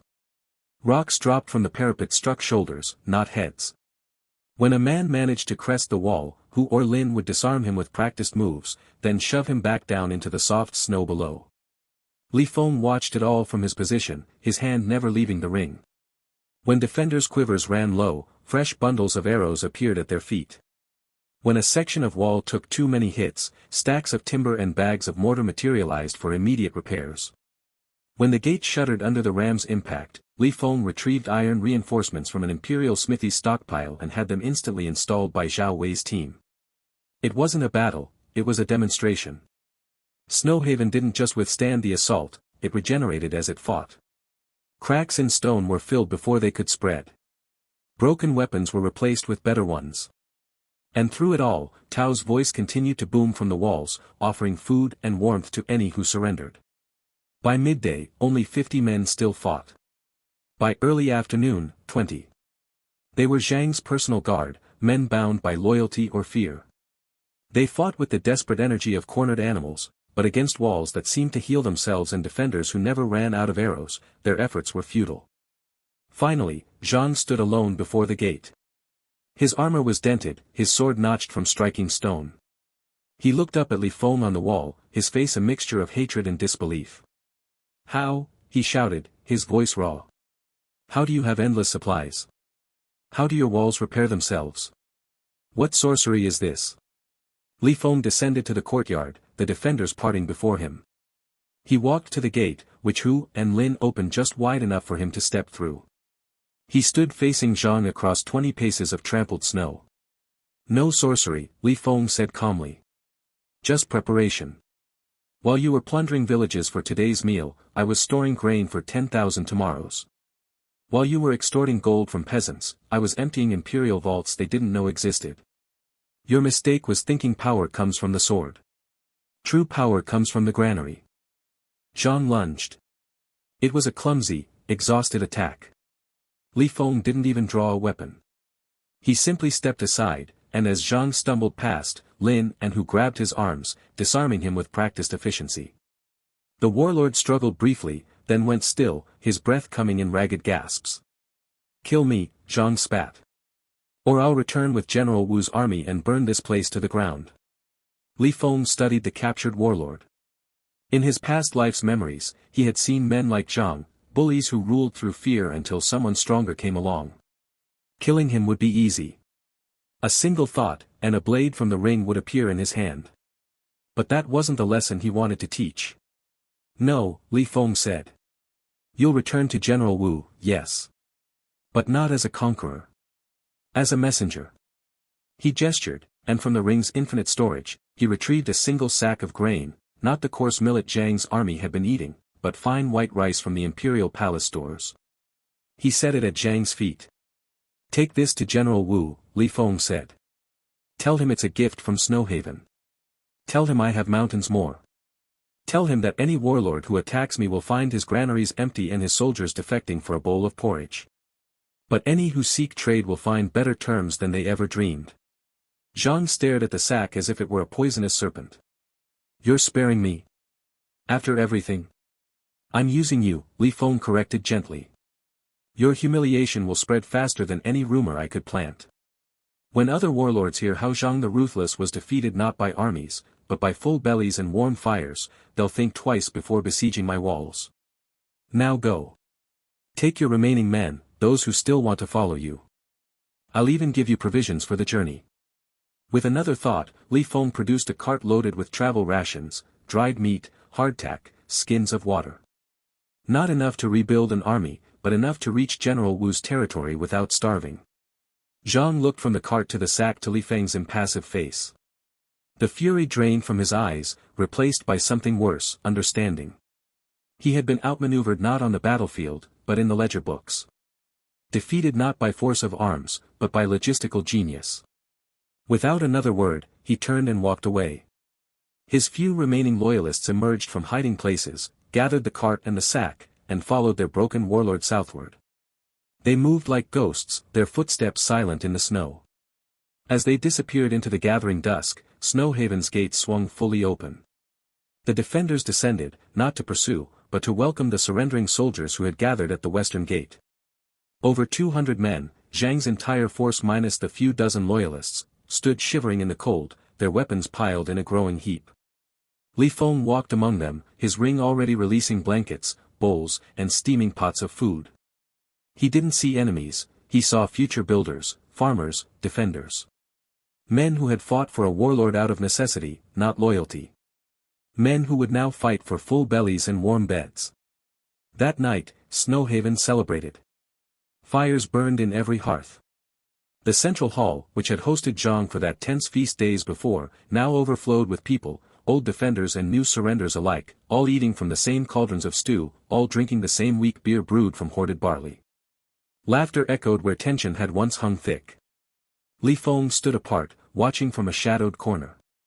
Old Chen found him there, a bowl of stew in his own hands. "You should join them," the old man said. "They're celebrating your victory."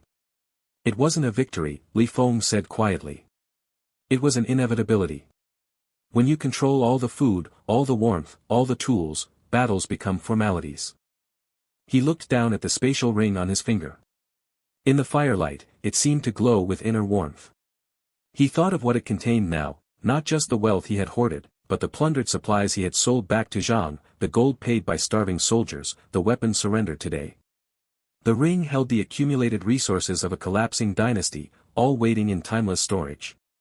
His gaze drifted southward, beyond Snowhaven's walls, beyond the territory Zhang had fled. Somewhere in that direction, the Empire's heartland burned with greater chaos. Imperial remnants clashed with new warlords. Cities that had once fed millions now starved. And in the midst of it all, greater vaults waited, imperial treasuries, noble stockpiles, granaries that could feed armies. The ring felt heavier on his finger, not with physical weight, but with potential. Snowhaven was secure now. A bastion in the frozen north. But it was just the beginning. True power didn't come from defending a single fortress. It came from controlling the flow of resources across an entire empire. As the celebration continued behind him, Li Feng made a silent promise to the ring, to the memory of his past life starvation, to the future he was building. The north was his. The south would be next. And he wouldn't need armies to take it. Just warehouses. And time. He turned back to the feast, a faint smile touching his lips. For tonight, let them celebrate. Tomorrow, the real work would begin.